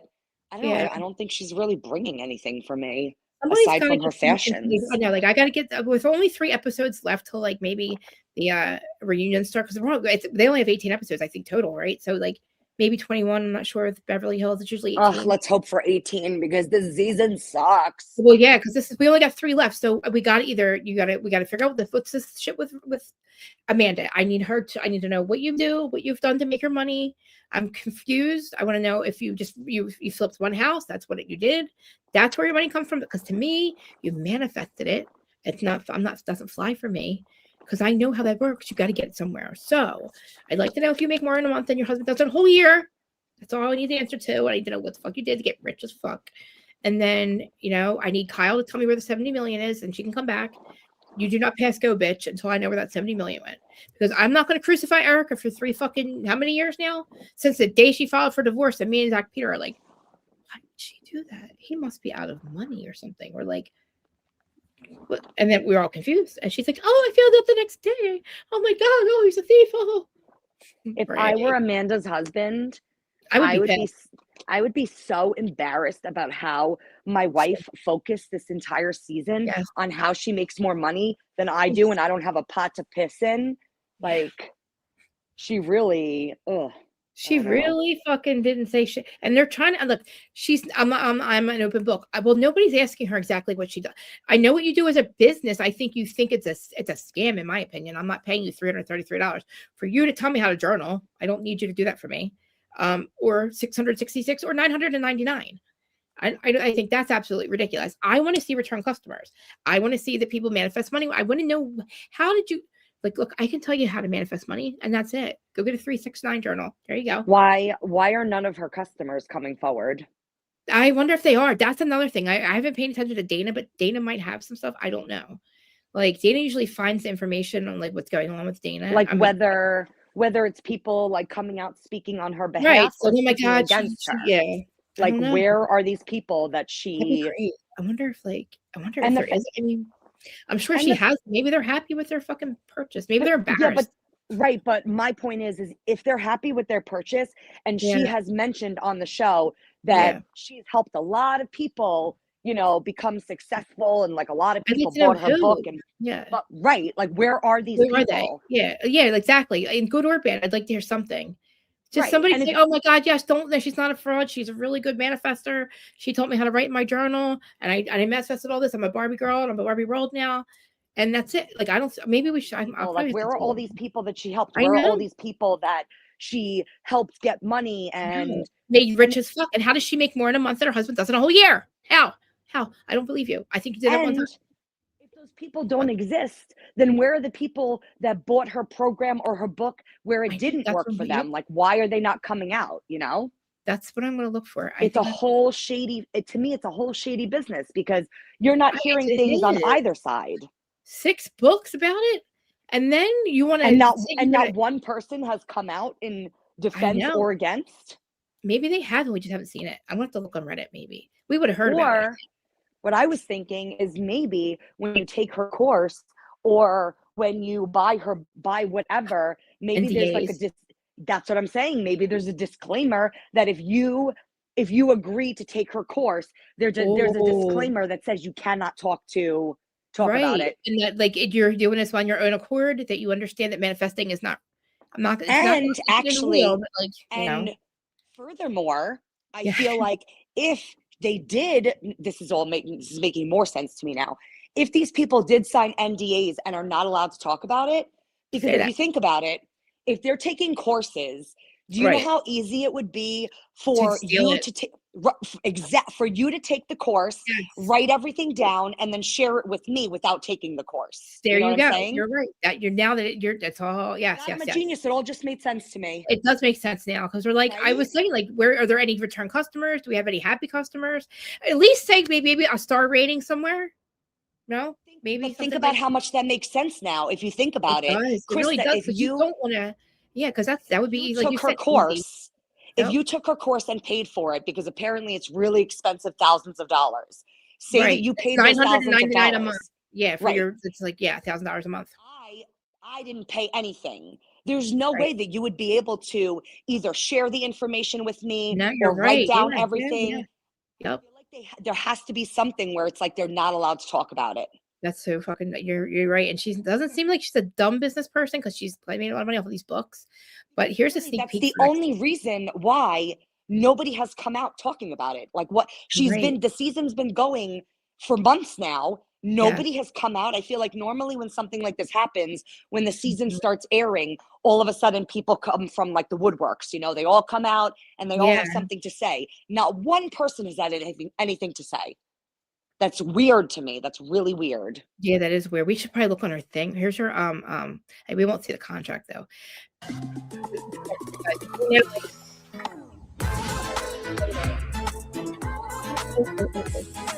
Krista, Yeah. before you play that, Yeah. did you see the new trailer for The Valley? No, there's another one. It just dropped a couple days ago. It looks so fucking good. Oh my god. Wait. I'd rather play that instead. I'd rather play that. Wait, oh my god, should I play that instead? I want to play that instead. So it's another one? Like we already saw the first. Another one dropped. Oh my god. Yeah. Oh my god. All right. It Oh my looks, god. I mean, it's short, but it looks so good. Oh my god. It's only 2 weeks away. So oh my god, it's like the same week as as Rhode Island starts. I'm so fucking excited for both of them. Oh, really?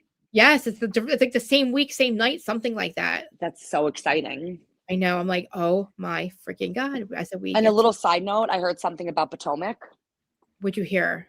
I heard that the rumor downtown is that Stacey is 100% the only person that is so safe that nothing could get her to not come back next season, because Andy and the network and everyone love her and she's a fan favorite. So she's definitely coming back. Favorite? Is she a for sure? For sure. Okay. And the fact that Andy, like, I feel like if Andy loves you, like you're golden, because it's true. That is true. As much as he says it's not true, that's true. Look at Kyle. Like, the only reason why she's still on is because Andy is obsessed with her and he's obsessed with the Hiltons. So where is this fucking? So Stacey's definitely coming back. The other people that are supposed to be coming back is Giselle. Why the fuck her? Why still her? Karen. Wendy. They said Giselle, Karen, Wendy, and Tia. He is coming back. They said nothing. They said nothing about Ashley. And they also said the rumor is that Kiarna and what was the other one? Her friend? Angel. Was the Angel's not coming back? Yes, I guess they're not. Angel and Kiarna are rumored to not be coming back. I don't like Kiana. I don't like Kay anymore. I didn't like her anymore. I just don't. But you're not going to be happy with this next rumor. Do you know who is going to be auditioning? Don't you say Robin. Please don't say Robin. Yeah. Why?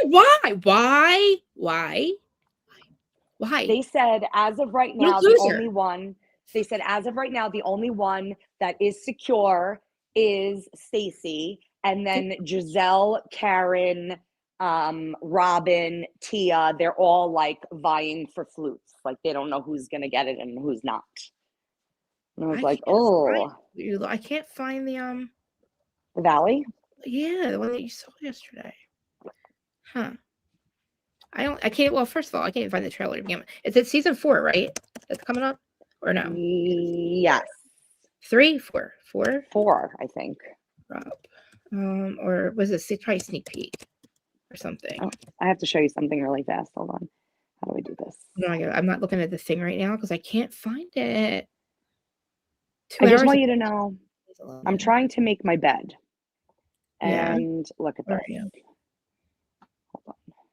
I don't know where everybody's at. I can't make my bed because there is a cat hiding in my cover. It's crazy. Oh my god, mine goes under it too. Is she underneath of it? Yeah, literally. That's what mine does too. And she tries to get the other one who's on top of it. Underneath, like, hold on. She looks like my Sterlings. Let me see her face. Let me see her face. She's hiding. Let me see her fucking face. I love you. What's your name? Which one are you? That's Bella. Hi, Bella. My pretty Bella. Mom. Oh, let me let my cats in. Hold on now. I want to see my cats. Dude, I love my fucking cat. That's my beautiful Bella sleeping under Do you the bed. understand that when we go away, I'm gonna fuck you? I've not been away from them ever. I've never left my children. Okay, overnight. Not even to the shore house. Well, I've been to the shore house once or a couple times, but like that's different.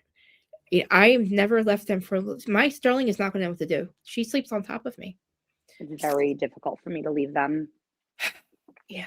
I can't believe you can't find the trailer. That's so annoying. Yeah, I found the. All right, let me look again. Damn it.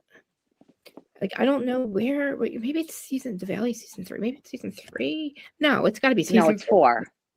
Okay. Yeah. Have you watched Southern Hospitality? Not this week. I haven't seen this. Well, maybe I haven't seen the latest one. Maybe I don't know. Southern Hospitality is so good this season.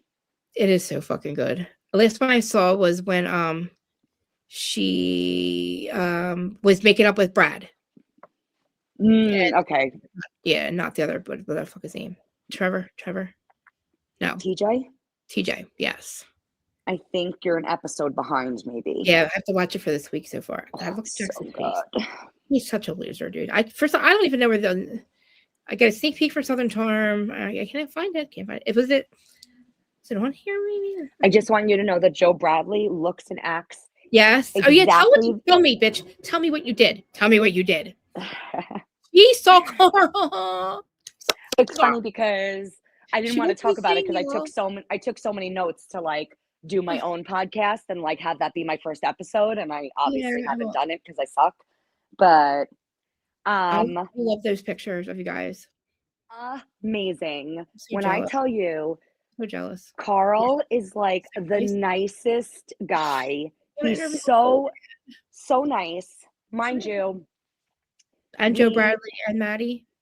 They are beyond. Joe Bradley and Maddie are so down to earth that like. Didn't they tell you could DM them when we get to fucking Atlanta, when we get ready to go to Charleston? Joe. Well, I told him that we're planning a trip to Charleston, and Joe told me he was like, definitely DM me. My DMs are always open. Yeah. And I told you because I had messaged him to find out about. Right. Yeah. He messaged me back, so and cool. he also. I had put up a post on Instagram like months ago when you know that there was a Joe Bradley on Below Deck. You know that, right? Mm-mm. I don't think you watched that season, but so there's a cast member on Below Deck. Was it the original one? Yes, the original one, I think. Yeah. And his name is Joe Bradley. Mm-hmm. The funniest thing because, there's Joe Bradley on Southern Hospitality. But the one on Below Deck is such a douchebag. And he cheated on his girlfriend, and he was like a womanizer. He's just a real piece of shit. So dude, I was gonna say, okay, I was gonna ask you about Carl. Okay, yeah. I posted on Instagram a couple months ago a picture of the Below Deck Joe Bradley and Southern Hospitality's Joe Bradley with the comment of like the only Joe Bradley on Bravo that matters, with like a picture of right. So he liked it. So I went up to him when I saw him on Friday night, and I was like, I told him about the post I made. I'm like, you liked my post. And he was like, I remember that post. He's like, thank you so much for that. And I'm like, oh, he's so nice. Do you think they're endgame or no? No, I still don't. So are they, Carl's just as tall. He's taller in person, isn't he? He is so tall, like the Jolly Green Giant. He's so tall. Dude, do you think honestly, if I try to should I send him an interview? Like, how would I get? Should I just DM him about an interview or not an interview? I want to just talk to him. I just want to ask him. I want to be receptive to people that like reach out to him. I hope. And I think he podcasts from the face. Yeah. He has like an office upstairs, and when I tell you, I knew he was tall, but when we saw him, I was like, holy shit, he is like so fucking tall. Not only is he so tall, he looks so much better in person, Krista. Does he really? So much better. I'm so jealous, dude. His teeth look better. Like he looks so healthy and happy. And talking to him, like you could see he's so passionate about his business and what he does. I know. I'm so happy for him. I wanted to work out so bad. I do. He like really was telling us about like, how they use like the freshest ingredients. There's no like juices from concentrate. I Good. tried It one was of some- the non-alcoholic drinks. Yeah. It was delicious. You said I said Delicious. that. Yeah. I want to go there. I really want to go there. Like I really want to. I want to ask him. Just I would because I got when he's the one person who I never heard say this until he said it. He said I got sober off the drugs that were killing me, and I was like fucking yes, because I've always heard how I'm not sober, blah blah blah. But dude, I'm sober, and I have my sober date, and that's the day I overdosed. But like I was on the same drugs he was on, and when he said that, I was like, and then I didn't even watch the seasons until I heard that Lindsay was like really fucking with him and fucking with his sobriety that season they broke up. So that's what that made me watch it again. And knowing he got sober and like hearing his backstory is what makes me fucking love him. He was him and like Situation are like my number one interviews that I want about sobriety on Bravo.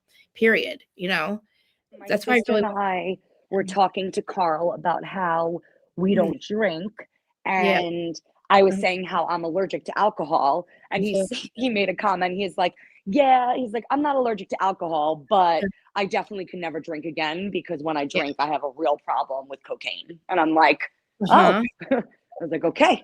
I that's what I want to talk to him. Like I do too. Like that was. Yeah. He was so open and honest. I'm not even kidding you, Krista. He walked over to, because I'm just like you. When I see Bravo celebrities, I get so nervous, you know? Yeah, So me too. I hide all the time. let me tell you, my sister and I walk into Soft Bar. The weather's shit. It's raining outside. We pulled up and parked. There was a spot right out front. I'm so jealous. now, Oh my god! we walk in. I would say there was maybe about 25 people too, there. right? Pretty big place, right? It's not that big. No. No, okay. Not that big. I mean, it's not tiny, but it's definitely not big. It's one floor. Oh, and so were you standing? Wasn't it like a second floor or anything? Look, you guys were on like a second floor somewhere. No, it's one floor and like very like long. Like it's not wide. It's like a long bar. Yeah, yeah. Very pretty. Everything's very new and shiny and pretty. But when we got there, because I told you we got there late. We didn't decide until last minute we were going. Right? What'd you say? You missed Maddie's DJ set, or we missed Maddie's DJ set. Now, mind you, when my sister and I first walked in, we didn't see Carl, we didn't see Maddie, we didn't see Joe. And I'm like, you got to be kidding me. Tell me we just sat in traffic and drove here for, like for nothing, you know? Right. Then we see them all sitting in the back. And I'm like, shut the fuck up. I was like, they're sitting right. Like they literally were sitting on a couch. Right. Oh, wow. And nobody was around them, like asking them for pictures. Really? So now, but when I saw videos from earlier before we got there, apparently it was a lot more crowded, like when Maddie was DJing. Okay. So honestly, we went at the perfect time. So now we're standing there and I'm doing the whole, what do I say to him? How do I go over? What do I say to him? Are you like sitting at the bar? Like, are you sitting in a bar somewhere? Like, what are you doing? We were literally standing like 5 feet from Carl and I'm doing like I don't know what to say. Allison, I know, but like, are you like acting like you were getting drinks at least, right? Like, well, I forced my sister. I was like, we at least have to get a drink because there's no way I'm going over to talk to him without having one of his drinks in my hand, you know? Like I sit down next to them or something. I don't know. I just didn't want to seem like I was only there to be like a Bravo stalker, you know? Well, I mean, fuck yeah. I mean, I would start crying, I think. I thought about it. I would probably start crying when I meet Carl. He came over to me and my sister. Like we were standing there and he walks over and he puts his hand on my shoulder and he's like, thank you guys. He's like, thank you guys so much for coming by. Thank you for supporting. And like him just doing that, like opened up the conversation. And when I tell you, we stood there talking to him for at least 25 minutes. That's fucking amazing, dude. That is so fucking awesome. I said to him, I was like, you know, I'm like, not for nothing. I was like, I love you and I love Lindsay. I was like, but I like you both separate. And he was, that's when he kind of shared tea with me by like, he said that, you know, hopefully you'll see on. Yeah, did he put her through a lot or something with the cocaine or something? Did he put her through like, it seems like he kind of maybe put her through some shit with the cocaine. I don't know. But all I know is he said that by the end of this season, you should see that they're in a better place. He's hoping that it gets, apparently they had a good conversation. He's hoping it gets aired. Who knows if it will or not. She'll never she should have went to Al-Anon. They're not good for each other. She wasn't 100%. Right. And I feel like she'll never be, he's always going to be anxious around her. She's always going to feel like she's got the upper hand on him and that she's better than him. She's always going to feel that way. spoke about KJ because I was telling him that Good. Oh, because he said to me, he goes, oh, because he asked us where we were from. And then yeah. he's like, oh, I was at a bar on Long Island not that long ago. So that's when I said, I know. I That's found when- out too late. I said, I went Yeah. the following week and I met KJ. And Oh, he's that's like, I great. love KJ. And Good. it was Is he just, good? It's amazing. Like that, I would be such the dork because after we talk, I would probably start crying if we start talking about our sobrieties because he was doing the things I was doing. It's like when he and then finally when he admitted to it, and then the fact that he got sober on TV after he lost his brother, that's so it's his choice. And then I say that nobody's forcing him or nobody's forcing Lala. Like for Lala to get sober with that, nobody telling her. Like I was doing it for the courts, my mom. You know what I mean? They all have the money to get to not be sober, and they choose, and they're so fucking like they stay sober to me, and it looks like, you know what I mean. Carl I has asked and him how, top shows have on TV have kept sober people. You know, people gotten sober on Bravo. So fuck when people say they can't do it, and they blame Bravo for it because you got 3 fucking proofs of like Carl does it, Lala did it. You can't. It's like, you know, you sign a contract. I asked him how people get invited to the summer house parties. Yeah, really. How the fuck did they? Yeah, seriously. Okay. So apparently each summer house cast member gets like 5 invites or something like that. Oh, I see. And then the rest of the people you're seeing are Yeah. hired by production Nuh-uh. because because in the past they were allowed to have their friends. But then what happened is obviously the same thing that would happen if I went to one of the parties. You get a lot of people that are fans of the show, like they're not there. Why else would you be partying Right. there? But then when you have a whole party filled with Bravo fans that while they're trying to film a show are going up to the cast being like, can I get a selfie? Can I get an autograph? Could we get a picture? Them having friends then, so they couldn't have their friends any longer, or they're allowed to have 5 friends apiece. But he was telling me that like a lot of people get kicked out of the parties because that's what they do, where like they'll try to like take pictures or get like behind the scenes when really they're supposed to be there like for a party. acting like they're like in the back, being like background Correct. people, kind of. Correct. I get it. So they what stopped. They're going to hire though. What else are going to? I mean, nobody's going They to stopped doing like open calls for like to be like a guest because it was just because dude. If you imagine though, that's got to like impede on filming. Like, you know, when you're trying to film a scene, Yes, and then true. Was if you're just somebody that doesn't understand how you're supposed to stand, where you're supposed to stand, right. And then some crazy fan walks in the middle of a shot between West and Sierra. It's like, fuck, now we got to do they the whole hire thing people over. that know what they're doing, not stay away from like. Yeah. I get it. Maddie Reese has family that lives like 20 minutes from me. Oh. She was telling me how she has family that lives in the Hamptons. She has family that lives out east where I am. Awesome. And she was so easy to talk to. Like it was, first of all, normal. I see. There's the 3 most normal people I think on Bravo. It's her, it's Maddie, Joe, and fucking Carl. Genuine, you know. Huge Bravo fans. Like Maddie watches all of the Bravo shows. Guys, oh, I love that. I love that about her. Then. You wanna laugh? So, do you know who else? I don't know if you know this person. Do you know who Dave Quinn is? Yeah. He wrote the book. He wrote that book, Diamonds and Rosé or whatever. Yep. So I had met him on not this last BravoCon. He was sitting behind me in 2023 on the airplane to BravoCon. So I had spoken to him. He was there at Soft Bar because apparently him and Dave Carl Quinn was there. Dave Quinn was there. Yeah. So apparently him and Kyle are really good friends because they're both sober. Where's Kyle? I'm sorry, him and Carl are very good friends because Dave Quinn is also sober. Nice. And so now Dave Quinn was sitting on the couch talking to Maddie and Joe, and I like walked over. So then we all started having a conversation, and Dave Quinn was asking me like, you know, what shows I'm into, what do I watch on Bravo? Yeah. And so I had said, you know, I was telling him what my favorite shows are. And then I said, but I have to say, unpopular opinion, I think that Beverly Hills absolutely sucks. Right. And he laughed. And Maddie said, it's so boring this season. I'm like, thank you, girl. Thank you. How good so far, how great we love, like how awesome like Southern hospitality is right now. I mean, it's only episode 4.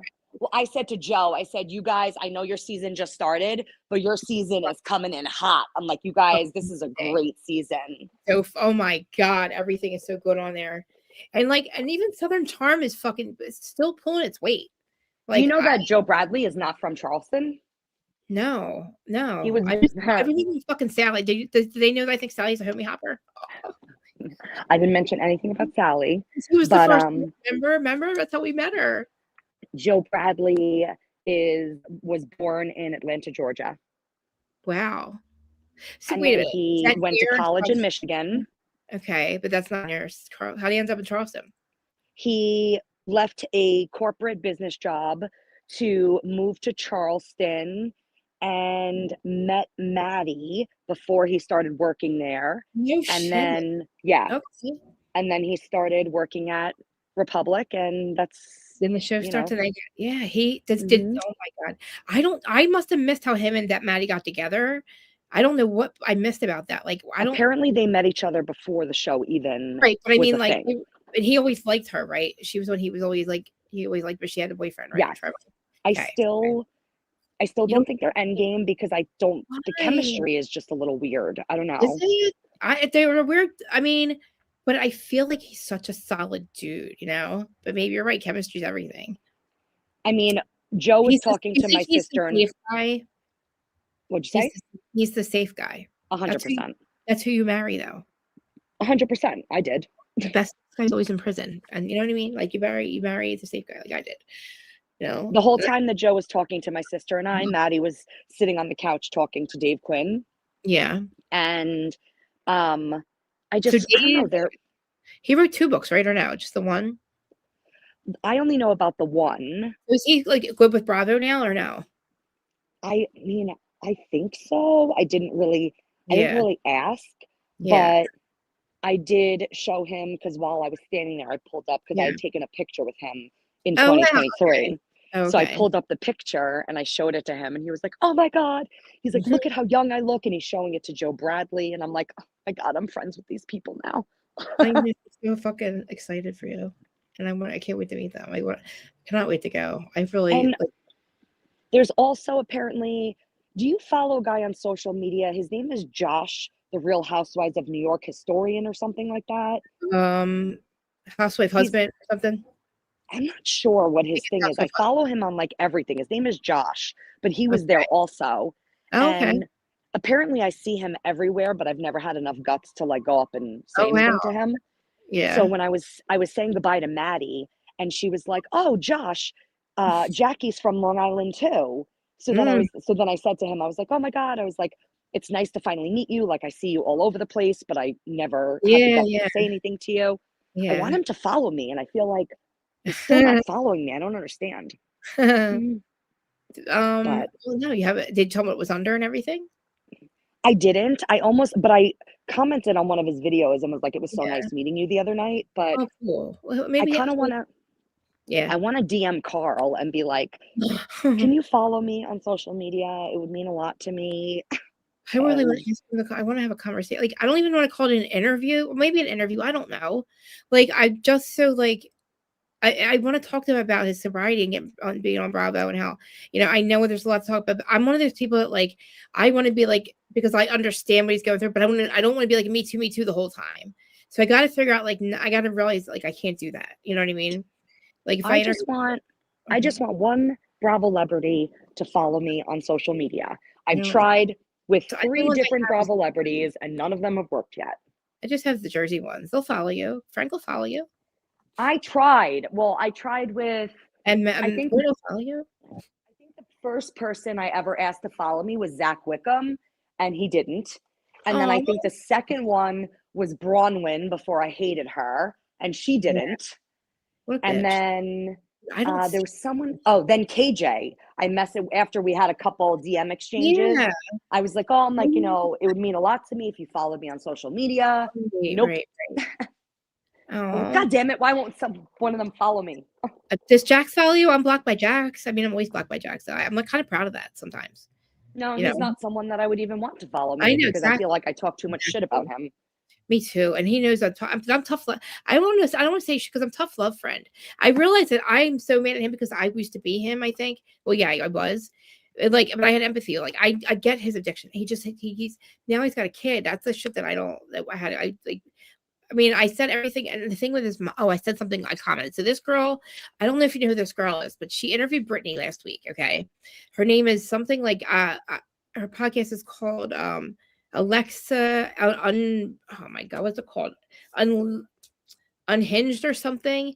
And basically she interviews Brittany, but the entire time they're talking. They're not. It's not really an interview because the girl's like, me too, and then she tells her story, and then she talks about Brittany, and then Brittany tells, you know what I mean?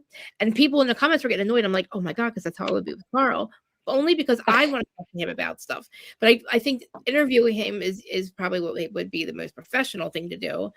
But then maybe like I think he would give you an interview. I mean, I wonder, like, I want it to be open, but I want to ask him the questions, but then I want to also talk to him. You know, I want him to know I guess I could tell him personally, like, I get what he's going through. And that's like, I look up to him so fucking much. I honestly think that he would do an interview with you if you prefaced it by saying you wanted to do an interview about sobriety and not about Summer House. Exactly. That's exactly what I mean. It's basically him, how, you know, being sober on the show, in his journey, if he wants to talk. I mean, I feel like I don't know. I guess I would have to ask like what kind of questions to ask him, but like I just wanted to know, like, because I get it. Like, dude, but I wasn't on TV. But like, dude, to see him get sober, and I did it for so many different reasons that weren't because I wanted to until the last minute. But, like, I was dying like he was, and like people think we're not sober because like maybe he smokes pot or like he does, you know what I mean, or whatever. That we are though. That's what's keeping us sober. People don't get that. Like, he lost his fucking brother, dude. Like, but I feel like if you led with that and said that to Yeah. him, I really feel that he would respect that, and I think he would give you an interview on like his sobriety, you know. Okay. As long as you didn't talk about Summer House, because I'm sure he's not really allowed to say anything, you know. Yeah, I know. I'm more interested on how he's like his journey and how he's doing it, and how, you know, I just, because I'm so like in all of him, and Lala too. I mean, she's probably hard. And like the situation's another one. I was going through my tax shit and my addiction with all of these people. Like I got sober in 2012, but like they were after. But I just remember watching them at first and I thought to myself, because it's at the Jersey Shore, I'm such a fucking loser. I'm on drugs. They would never have me. Like I look at these, you know what I mean? And I was like, look how they party. They don't have to do drugs, and here the whole time they were. But like, it wasn't part of the show, and I get that. But like, knowing that now, and that what Mike was going through, like withdrawal, I fucking get it. And then like watching what Carl goes through, and then I was so upset for what like Lindsay was saying to him when she's accusing him and telling the whole world he's not sober when he was. It was so heartbreaking to me. And like, I want to talk about that, but I don't really like. I won't bring up a lot of the Summer House stuff, but like, I do want to talk about his journey because I'm so like, I'm gonna cry if I see him. That's the weirdest thing. I would cry.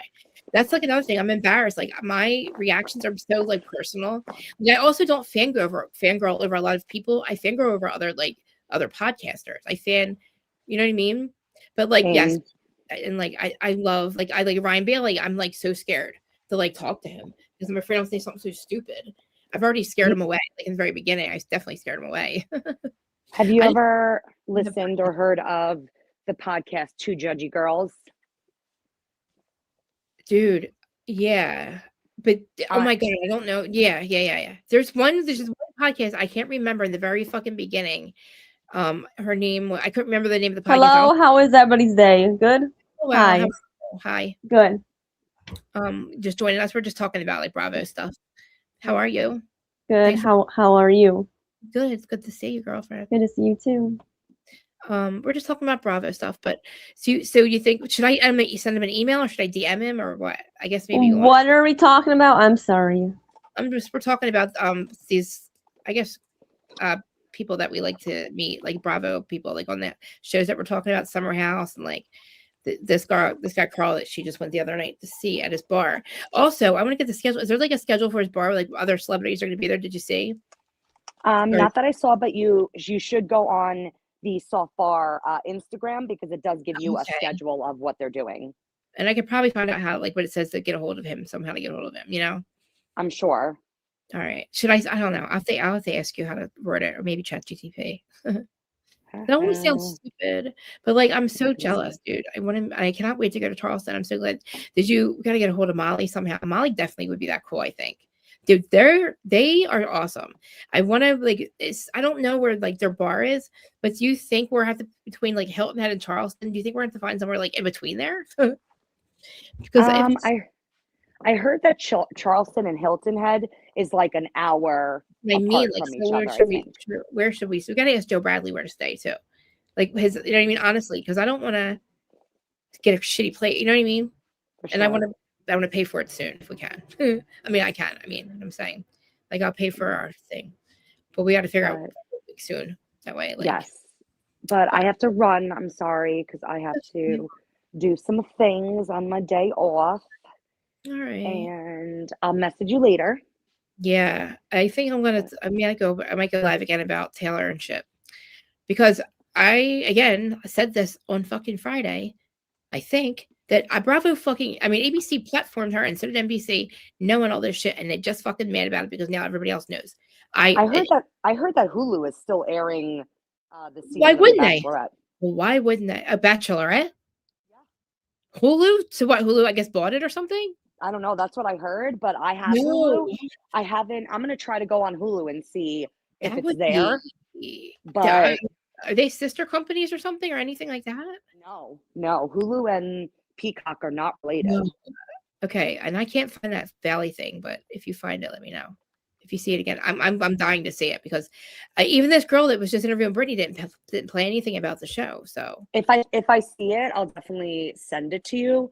I'm actually going on Hulu right now to see if the Bachelorette is on there. See, that's crazy because I don't know how they can do that unless they buy it. Which again, Hulu has platformed this. It's and I just think that it's not right. I mean, she ruined the season by letting Dakota, the one that she got back with Dakota. But people would still want to watch, I think, for the mess. And to see. Also, NBC fucking filmed this motherfucker bothering her while she's on the show, and they made him part of the storyline. They made him the toxic part of the storyline, like he's always been. And she's the one who they had this fight, which I'm sure happens more than just what we saw. And I'm sure, it's a known thing that this happens all the time. Okay. Just because the cops it's not on here. No. I mean, I don't know how they can do. I mean, I guess they could buy it, I guess. I mean, sure, if it's scrapped and they need money. I mean, I'm sure instead of losing all the money, right? Let another network buy the show, I guess. I think that's how that could work. Because again, NBC or ABC looks like a bunch of fucking dicks because they have fucking proof that they warned the guy that created the organization that makes the decisions how bad it was and to look at the charges. And they were like, no, we don't want to see that. We don't talk about it. Well, just because it becomes public, I'm sorry. To me, you fucking knew how toxic this motherfucker was. First of all, because you see the fucking charges, and then you see how they're still together. They're still fucking with each other. Why even get her a platform? Why? She ruined the show. I get it. Scrap it for that reason. But don't say it's because of the latest shit that came out because you guys all fucking knew about it.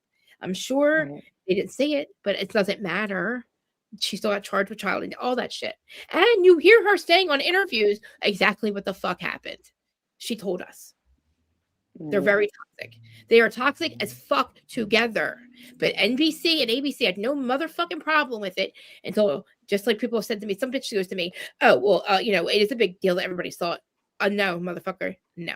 And she's like, oh, did you think that about the Epstein files? Yeah, as a matter of fact, I fucking do. Now that you see it, now you guys are all like, oh, now I'm awake and aware of it. No, we've been saying it for years. They eat babies, okay? The elite ate babies. We told you. All you had to do is do a little fucking research. Now that you see it in writing, now it's a fucking it's always been a problem. I've been worried about this shit for 10 fucking years. And I was like, it's never going to come out. They're never going to get caught. The elite's going to run everything. And everybody's like, oh my God, they eat babies. Now that we know about it. I fucking told you. He was in prison.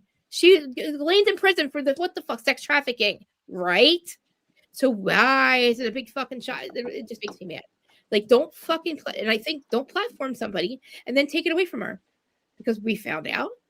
I'm sorry. We could go find out. I'm sure we could have found that fucking tape. If TMZ could find it, we could find it. I'm just saying. And I think Dakota has no problem letting it get released. I don't like what I see. I think that she needs help. They both absolutely need help, but they need to stay the fuck away from each other. And to give her the Bachelorette is so stupid. because they seen him there. He fucking through the whole season. He's part of the storyline, fucking with her. She's going on dates. It's just so weird to me. And then it's like weird to me that they even let this happen, because why are you see you have somebody else, obviously, and you keep referencing your baby daddy. He's a problem. He's a problem. Why would ABC even fucking give her that fucking title? To me, that was banana cakes. I thought because maybe she cleaned her act up or something. I don't know. But she was a mess when there's like when she, I mean, I get it that fucking shit came out, but the tape hadn't come out yet. I don't think she couldn't even do any interviews, and like it was horrible. She was scared to death. She knew something was coming. But again, I think that behavior happens a lot, and I don't think that he just happened to get on tape one time. There's no way that this is just something that just happened that one time. And the fact that they went back and forth for 3 years after that, don't fucking look at her like she's the problem. They're both the problem. He took her back over and over and over again, or it's vice versa, right? Nobody has a problem with being together. We see how fucking horrible they are to each other, and how he probably gaslights the fuck out of her, and it's horrible. It's just, and she should have never been with him. And how did you not know? I'm sorry. I'm just going on and on about it. I'll talk about it later. So I'm just, I just can't believe that like somebody's going to argue with me about the fact that I said, now it's the motherfucking problem. It's always been a problem.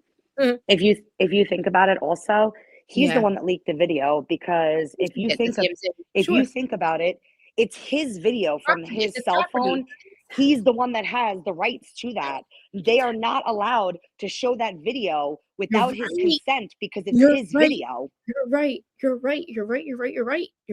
absolutely right. You're right. It was his property. You're right. But I do have to go because my husband just walked in the door. All right, have a good night. I'll talk to you later. I love you. I'll talk to you later. Talk to you later. Bye. Bye. See, that's how two podcasters that disagree on. So, can you tell me about why did the Bachelor is not on Timor? Well, yes. So there's a show called Secret Lives of Mormon Wives. It's been 3 seasons on Hulu. Okay, it was platformed because these Mormon girls were having swinging parties and with each other's husbands, and this weird shit was going on, and they were called Mom Talk. And as long thing happens, the one girl leaves her hut, they get a divorce, right? The couple gets divorced. Her name's Taylor Frankie Paul. She meets this other fucker named Dakota, who is just a toxic piece of drug addict shit, who's in space. He's sober when he meets her, but she's drinking, and they have this absolute fucking. She tries to kill him in this video, it seems. She wants to kill this motherfucker. She is beating the fuck out of him and bringing chairs over his head. She would have killed him if they didn't call the cops. In my opinion, she wasn't stopping. And that's why they are not doing that show anymore, The Bachelor. Basically, but listen, this fucking news was way old. Like everybody knew for 3 seasons they've been fighting back and forth. The fucking ABC decides to give her the Bachelor fucking contestant, make her. I don't know why they made her Bachelorette. They can watch the show and see that this shit's not ending. That she clearly needs help. During the season, he was all over her. Like, it was clearly not a good situation, and she wasn't going to leave her dude. And this happens a lot, but the ABC decides to keep on filming. Yeah, I don't know why they gave it to her. They could have given it to Whitney. They could have gave it to, I mean, not Whitney, but they could have gave it to, I don't know, Demi. I don't know. Somebody else besides Taylor. I think she has a drink. Anyway, bottom line is 3 years go by. I don't know what the fuck's going on. They give her the Bachelor, and all of a sudden this video leaks. Well, I'm sorry, no, she gets in trouble for domestic violence. We don't see the video. We don't see the video or anything. Nothing yet. Yes. Apparently it happens again, but we hear like, okay, about a second time. But then the video leaks from the first time 3 years ago that the dude that she was fucking trying to kill her boyfriend, of her just fucking losing her lying to the cops. I don't know. It's a mess. It's wow, that is just horrible. But she admitted to him. She has admitted to the interviewers that it wasn't his fault. She has answered for this. Okay, she's almost off probation. Do I think that stopped at that one last time? Fuck no. I think this happens all the time. But she just, he just happens to like, I don't know. He waits till she's getting ready. So she goes on The Bachelor, and he loses his mind, dude.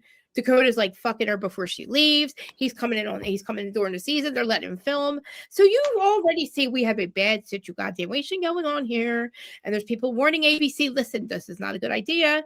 fucking people from NBC. Listen, if you don't understand, if this is not good, she's not single.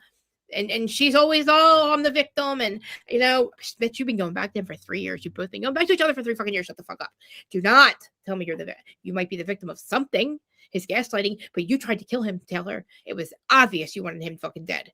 And I'm sure, like he said, you've choked him again. And do I think he hits her back? No. I don't think he does. If he was going to, that would have been the time. That would have been the time, bitch. I would have got you fucking, you would have been sitting. I would have held that bitch to the fucking ground. She was trying to take anything she could find and break it over his head. I mean, chairs. She's choking. Why? Like, why? Because because she thinks he fucked somebody else. I don't fucking know, dude. She's out drunk and she's drinking and she's drunk. Do I think that's part of the problem? Probably, yeah. But and then so that's why it's not on anymore. Because 3 days before the Bachelorette's going to air, knowing this is a problem, and she just gets arrested, that's where we're going to keep going. They make a statement after she gets arrested, and we're going to keep on going with the show. The next day, or somebody, TMZ, leaks a video of the actual incident, which I just told you about, where she's trying to kill him. Yes, and did she see it? Well, everybody saw it now. Now everybody sees it, but she's already answered for this, okay? She told in an interview, she said, I beat the shit out of him. Yes, I did. He didn't do anything wrong. Blah, blah, blah, blah, blah, blah, blah, blah, blah, blah, blah, blah, blah, blah, blah, blah. But I've been suffering in silence. No, you haven't. No, you motherfucking haven't, because we've seen everything, Taylor. That's not suffering. You're not, listen, you're not just, listen, honey, get help. Because I love you and I'm pissed off the fucking he's still around. I'm mad that he keeps fucking with your life, but you keep going back to him. So I got to be tough love friend here, okay? I support her leaving this fucker, but I am like, I'm sure you have tried to kill him more than once. So I don't know what the fuck they're doing. I don't understand. They need a judge to keep them fucking away from each other because now he's done taking her kids from her, which at this point, if she's doing this shit in front of her kids, maybe you should lose your kids for a little, maybe. But maybe not good. I don't know. The parents should not have to step in and take her to kids. And I don't know what's going on with the Duggars either, for fuck's sake. For fuck's sake. The Duggars, like, what is going on with them? Oh, Noelle. Oh, have you ever heard of the show 19 Kids and Counting? Yes. Okay. Well, the one Duggar brother, there's 19 kids. The one, he's already in prison for... Really? For what? Molesting his sisters, and I think like finding porn on his phone, or I don't know. He was a snowball effect of him molesting his sisters and covering up, and then it comes out and now he goes to prison. This is like maybe 5-6 years ago. His wife fucking stands by him. The whole family stands by him, basically, kind of. Then just recently, now I don't know if this is true or not. This is alleged, but the girl Kendra, so one of the brothers, Joe. I don't know if he's the middle brother, whatever. Yes. He is just married to Kendra, and they have 6 kids now. I hear they're living, I guess their house is on the property. Well, some allegation, which I'm thinking is her sister, somebody said 5 years ago when they were on a family vacation, Joe Duggar molested her. Okay, she was 9 years old at the time. They don't name her. To me, it seems like it could be Kendra's sister. The one he's married to Kendra. Yes. So he gets arrested for this, and this is 5 years ago. And apparently, there's a lot of things that happened. And they say that he admits to it. I think what he admitted to was being on vacation and something. I don't think he admitted to what they're accusing him of. But then it gets motherfucking worse. It gets worse. You would think maybe Kendra's like, oh, like I don't know. I can't. She gets arrested. Who gets arrested? Joe and his wife. Joe and his wife gets arrested. Parents get arrested for some. So they arrest him, and then they go to the. I don't know what they find in the house, but makes them arrest her. She gets a $1,000 bond. I don't know, and it was like endangering something and like false imprisonment. And I'm like, what the fuck are these people doing? Are you holding your kids hostage? And then I'm like, and then they show the farm where the Duggars live, and I'm like, so they live on your compound? Because Kendra's family has nothing to do with them. They don't even want their grandkids near these people. A big blow up happened between the two families. So, dang. And Joe Duggar's in jail right now. He's awaiting like extradition. Why? Why is Joe is in jail? Joe's the Duggar. Like, why is he? Somebody accused him. Somebody said 5 years ago that they were on vacation, and he was he molested her on vacation, a 9-year-old girl. Is that true? The allegation? I don't know, Noelle. We don't know. It's an allegation. Okay, it's an allegation. So we don't know. It's apparently it was enough to charge him with it. Okay. I don't know. It's somebody just accused him of. I don't know why it took 5 years. Maybe because she was young at the time. I don't know what he admitted to. Maybe he admitted to, yes, I was on vacation. Yes, she sat on my lap. I don't fucking know. But to me, it just seems a little weird and a little sus that they get in a fight with the family, and then all of a sudden there's an accusation, which seems to be, in my opinion, only that it must be Kendra's little sisters, because they have a bunch of kids too. Okay, that makes sense. But see, like Joe, there's like I don't know, man. I don't like what Jim Bob has done to make his wife a baby factory. Like she just had kid after kid after kid after kid. To me, I don't know what his past looks like, but it probably, to me, maybe we should be looking. If Joe has done this, then maybe we should look at the dad too, or something, because I don't think this motherfucker just got here. I don't know if something's freaking me out about the dad. What about that little dude?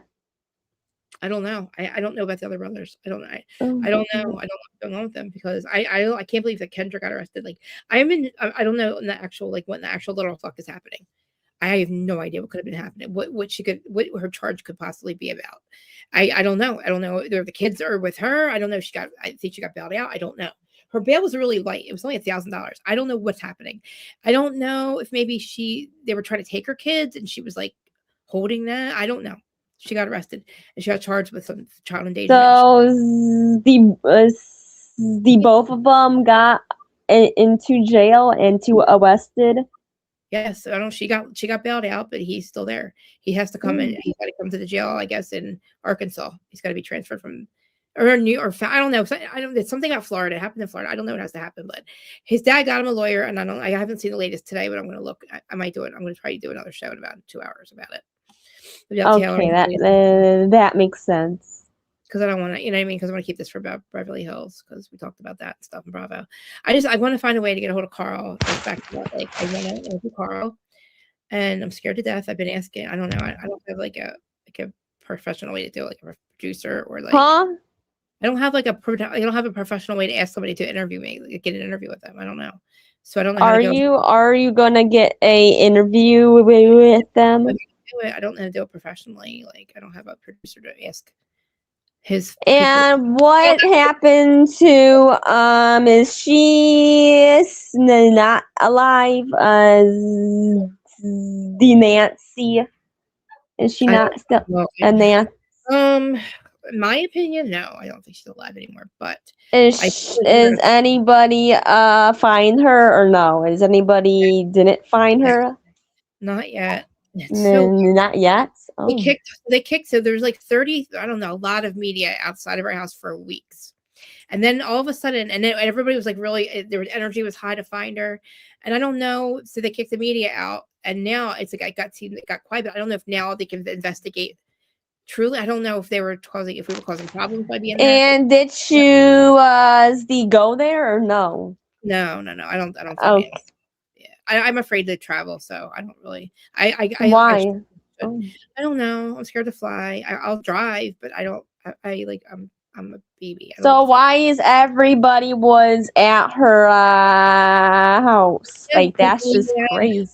I know. Well, I mean, it was a really hot story, I guess. So people just camped outside and it was. I don't know. They didn't have any searches. That was weird to me. There's no they wouldn't let people do ground searches. People were doing it anyway, but I know what I feel like happened because I listened to my one chick. What do you feel like? What is going on? What happened? I think that somebody that was working at her house. Him and maybe a couple of family members decided that she would be somebody to kidnap for ransom because where he's from, they do that there. And really, they do? Oh my god! Where he's from, yes, I guess South America or Africa or something like that. This is my opinion. I listen to my psychic medium, and I don't care what anybody. I don't want to hear anything. Please, I don't need to hear anything like I did Friday. It really hurt my feelings. I know we don't agree on psychics, but let me just explain this to her. Because in my opinion, I believe Ginger because it's like I use any fucking way. Who's that? And then somebody tried to kidnap her. Well, they kidnapped her. And why? For what? For ransom, because that's what they do in his country. But I don't think they realized that she was going to die. So she does. So in my opinion, they got her. They went to the house. They scoped it out because I think he did the electric or something. We don't know that yet, but it'll probably come out later. The guy that was in the video, he went into the house and he went behind her. He went like that. And made her nose bleed. He was trying to hurt her, but What happened? Wait, what? You saw the video of it? What? Listen. The video. Remember the camera? They saw the guy on the camera with the mask. Yes, the camera was to the house and took her out. Okay, kidnapped her, right? Yeah. So, but she had to walk because I guess the car is parked behind. There's a road that was behind her house, but they had to walk through that brush. So, in my opinion, scared her. Had a gun to her head, basically saying you have to go because you're coming with us. But within 24 hours, she died because it was, I guess, freight and all that. Her heart. So they didn't expect that because they wanted to do the ransom. But to me, I don't know what they were thinking. If this is the case, but then they had to move her body a couple of times, allegedly. But she's within 5 miles of the house. I believe they're going to find her within the next before August, I think. And I think the DNA that they found in the house is going to lead them to the person, in my opinion. So there is some DNA that they're waiting to get some new technology. They said that they were supposed to wait till next year to use, but they're going to use it in this case. And I think that's how they're going to find the guy, and he's going to lead them to her body, and then the truth will come out soon. But I don't think she's alive because she comes through to a lot of actually psychics I see on here. Ones that how do you know that she's not alive? How do you? I just told you. Because in my opinion, it's been over a month now. What would be the point? Why not let her? I mean, you know what I mean? If why would you still be keeping her? Nobody paid ransom. Ransom's gone. They said the ransom notes were pre-sent out, so they went out before she passed away, and they're like, oh, and the ransom notes still went out for some reason. I guess it was on an automatic thing. But again, obviously, she had no proof. They didn't have proof of life, so nothing happened. They just buried her, and they're trying to get away, because what they tried to do didn't work. Which I guess they should have taken into account. She could probably die. Duh. I don't know what they do in their country, but well, the truth will come out soon. In my opinion, if she was alive, what would be the why wouldn't you just let her go? Yes. Or she, if it was a robbery going wrong, again, why would you rob? Okay, that's a good. Okay, that's they could money. They probably maybe they tried to get the safe. Who knows? She probably didn't keep money there. I don't know. Maybe they tried to get her to get money. I don't know. If he was going to die before not you. The stupidest. I know the stupidest thing. They could have left the ransom note there. You know what I mean? I don't know. Yes. To me, the ransom note was a real thing, but I feel like that's what's going to. So the guy who was working in her house that took. Yeah, it was somebody someone on the outside worked on the outside. Maybe was covering when how you paint the pool, you have an in-ground pool, you have to put a coating on or something, maybe a coating on the side of the house, maybe because of the desert, because that's a really deserty area, but it's so gorgeous at night, with the mountains behind her, and it's very quiet and dark. So I don't know why she thought that being there was that safe. Apparently, the one door in the front had a burglar door. It's called it's a metal door, which I've seen people have them. I didn't know that's what they were. And you have to use a key to get in. What is it? When was it? It's a front door. It's called a burglar door. Yes. A wire, a metal door, and you need a key to get in. It's so nobody can break in, basically. But apparently the guy had to go through the back door, and I don't know how he got in, but he did. They also apparently tried to jam the Wi-Fi that night so the cameras wouldn't work. They weren't supposed to catch his face. So they had thought they jammed the Wi-Fi, but they didn't. There was a jammer they found somewhere. I don't know. This is just what they found. And then how did that guy go into her house? That's just wow. I don't know. Maybe I don't know. I think that maybe he could have gotten some of the back door. They said I don't really know. But apparently when she said he had to go in and he had to open, they went out the front door and they walked back. To me, I think there's got to be something on camera with the car that picked her up or what car they were in. I'm pretty sure. I think they said also that the lady that was given the information that's she's actually in contact with the detectives. So they are taking what she says. Yeah, they're actually listening. And she's they can't use it in a court of law, but they can use it as a tool. And if it's true, it's true. And there's no harm in looking where she thought that she knows where Nancy was kind of buried. She can't give an actual an actual coordinate, but she could. It was near a farmhouse looking thing, but it's on the property of the person that kidnapped her. And the family, apparently the property's been in the family for a long time. She even kind of gave a name, but I don't want to from Friday, people in the chat weren't really happy with me talking about psychics. So I don't really talk too much more about it. I'll talk about it later, but Okay, so like, why did she didn't see it? Why she was coming? Why Like- she was like, oh, there's what? She- How is it? He just came in and kidnapped her. He surprised her in her bedroom. And she was What like, he what? he came in her room and he like kidnapped her. Like literally, he said, you come coming with me. I'm kidnapping you. He broke in her house. And she was really she was like okay, like she was No, I mean, oh. I mean, would you? No, it's probably scared to death. She probably didn't want to. No, she probably tried to get away. Probably tried to talk him out of it. It took 40 minutes. I don't know. To me, she did, but they, you got somebody with a gun. You're going to walk. You're Yeah. and it's a shame that they scared her that much. I mean, I don't know what the fuck these people were thinking, because she didn't survive more than 24 hours. It scared her to death. She didn't survive. Like she is No. still like where is she? No, she didn't survive. Like they said, within 24 hours, she died in her sleep. I think they scared her to death. Her heart could not handle that. Wow. What do you think? You're 84 years old and you have nothing. 50 years, nothing bad has ever happened in 50 years, and all of a sudden somebody comes in your house and kidnaps you. You're 84. Wow, that's really scary. Wow. That is fucking terrifying, dude. And then she said too, like her daughter Annie's not doing well, and I don't know how I wouldn't be doing well either. If I knew, like my mom, I would be like if I didn't know what happened to my mom and we knew that she was gone, and I would be. If I were Annie, she's a very deep thinker, and she kind of said that Tomas and her cleared, and like we'll see. And then listen, she gave some stuff about, she said some information about August. We'll see if that comes true. If it comes true, it comes true. If it doesn't, it doesn't. To me, I also asked a question on why different psychics would have a different something happened to Nancy's. The one lady said like she was screaming right away, and then that's not what Ginger says. But there's a timeline issue too, which is that's too much to get into at this point. I don't know. So like these people have. So is it true that they really scared her to death and she passed away? Yeah, they didn't kill her. I mean, they weren't trying to kill her, but I mean, I'm sure like.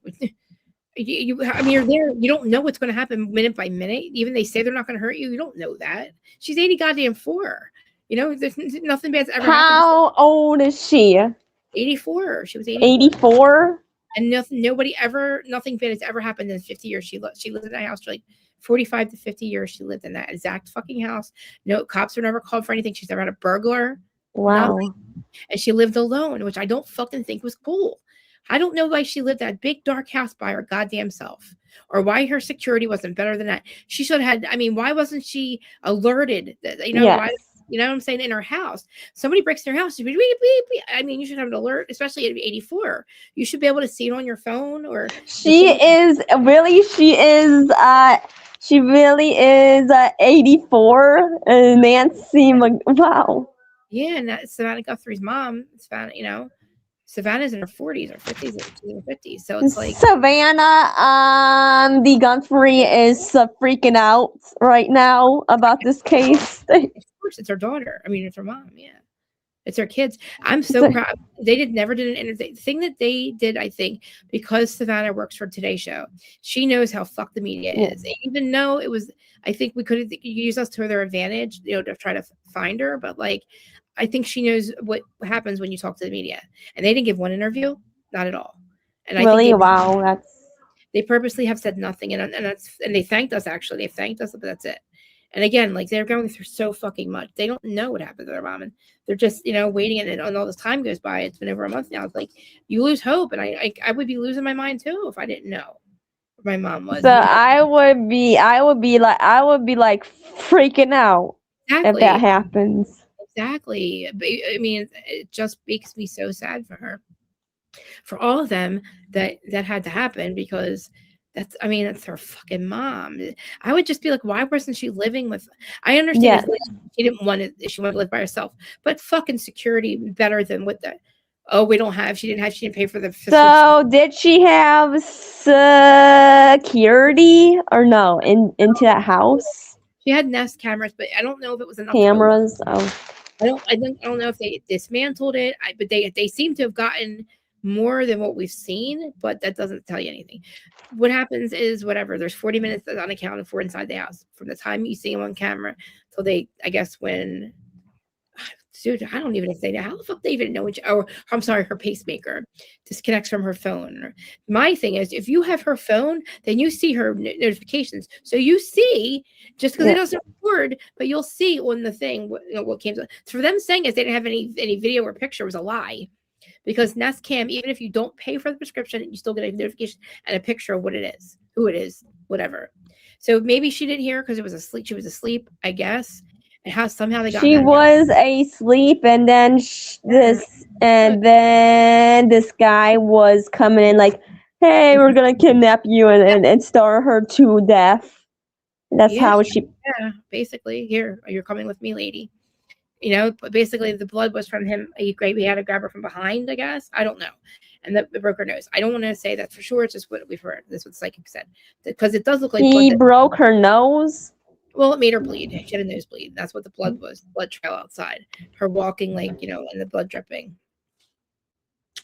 But she made sure she tell the psychic that they weren't trying to hurt her. But obviously she was terrified because they were taking her at gunpoint and telling her they were going to hurt her. But she still obviously died peacefully in her sleep. And that's good to know. I'm glad if that's the case. I hope that's what we find out. I hope that's the case, if that's what came through. She said, it's a shame because, there's a lot of things. And this happened. And, this happened on a day where, like, they dropped the Epstein files again. People now they read them. Now everybody's like, oh, my God, it's true. Well, it's always been true. I don't want to say I told you so, but I did. But there's nothing we can do about it because they were in power. And I don't know what's happening right now. And I'm a little freaked the fuck out. So it's just not, I got to stop. I don't even want to go there right now because I feel like I got duped. So what happened? I'm sorry. Nothing. I was talking about politics. Nothing. It's not even. I don't talk about it. I don't talk about it. I don't want to focus on it. I want to go. And I want to reset. I want to do a live in like 2 hours. You're gonna do a live like when in 2 hours? That means what, at 6? Yeah, probably 6 my time.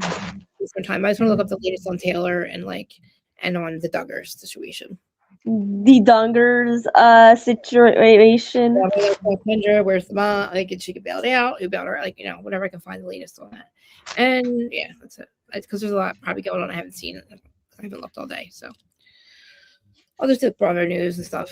I just need a break. I need to go eat something and say hi to my husband. So, what are you gonna eat? I don't know.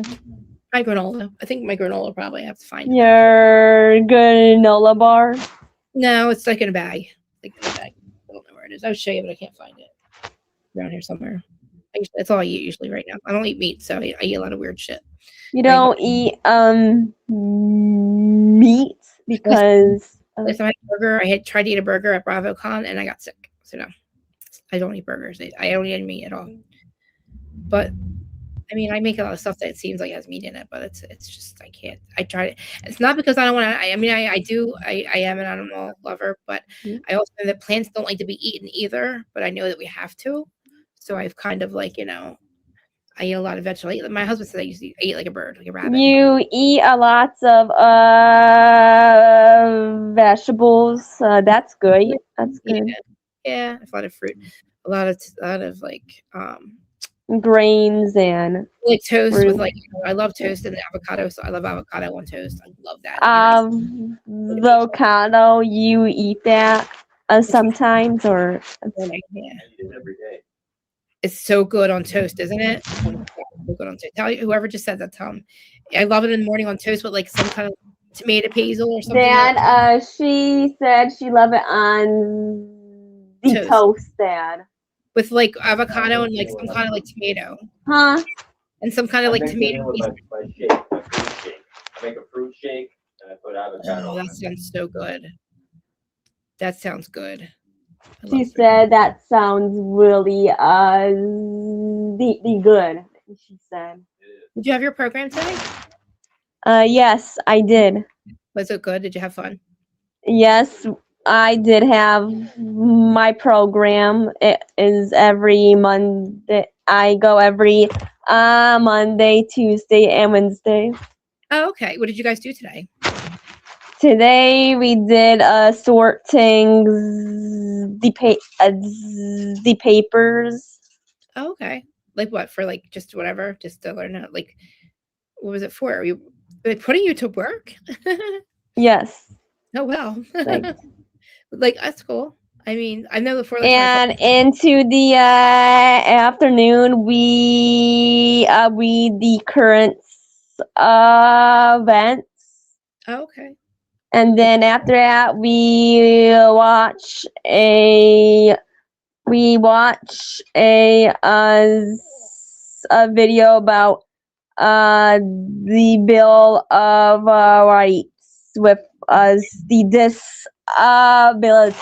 the Bill of Rights. Cool. Oh my Yes, God, today. I like that. I like that. I like Yes, that. to teach us. Our rights get violated a lot in this country, and you know, it's good to learn what your rights are. You know, and I'm talking about even the First Amendment and all that. But I'm glad that they do that for you. How's your boyfriend? Good. Okay. Is he there or no? No, he's at his job right now. Yeah. All right. How Well, is yours? Your husband's doing okay? yeah, he's okay. That's He's good. great. He's downstairs. But I'll send you. I'll be on at like 6. Okay, if you want to come back. Okay, can I come back and join you on this live stream? Yep, I'll tell you all about what's the latest with Taylor and what's going on with the Duggars and stuff. I want to find out. Thank you. Yes. All right, I'll talk to everybody soon. Okay. Okay. Thank you. Bye, everybody. Glad you changed your name. Bye. Bye.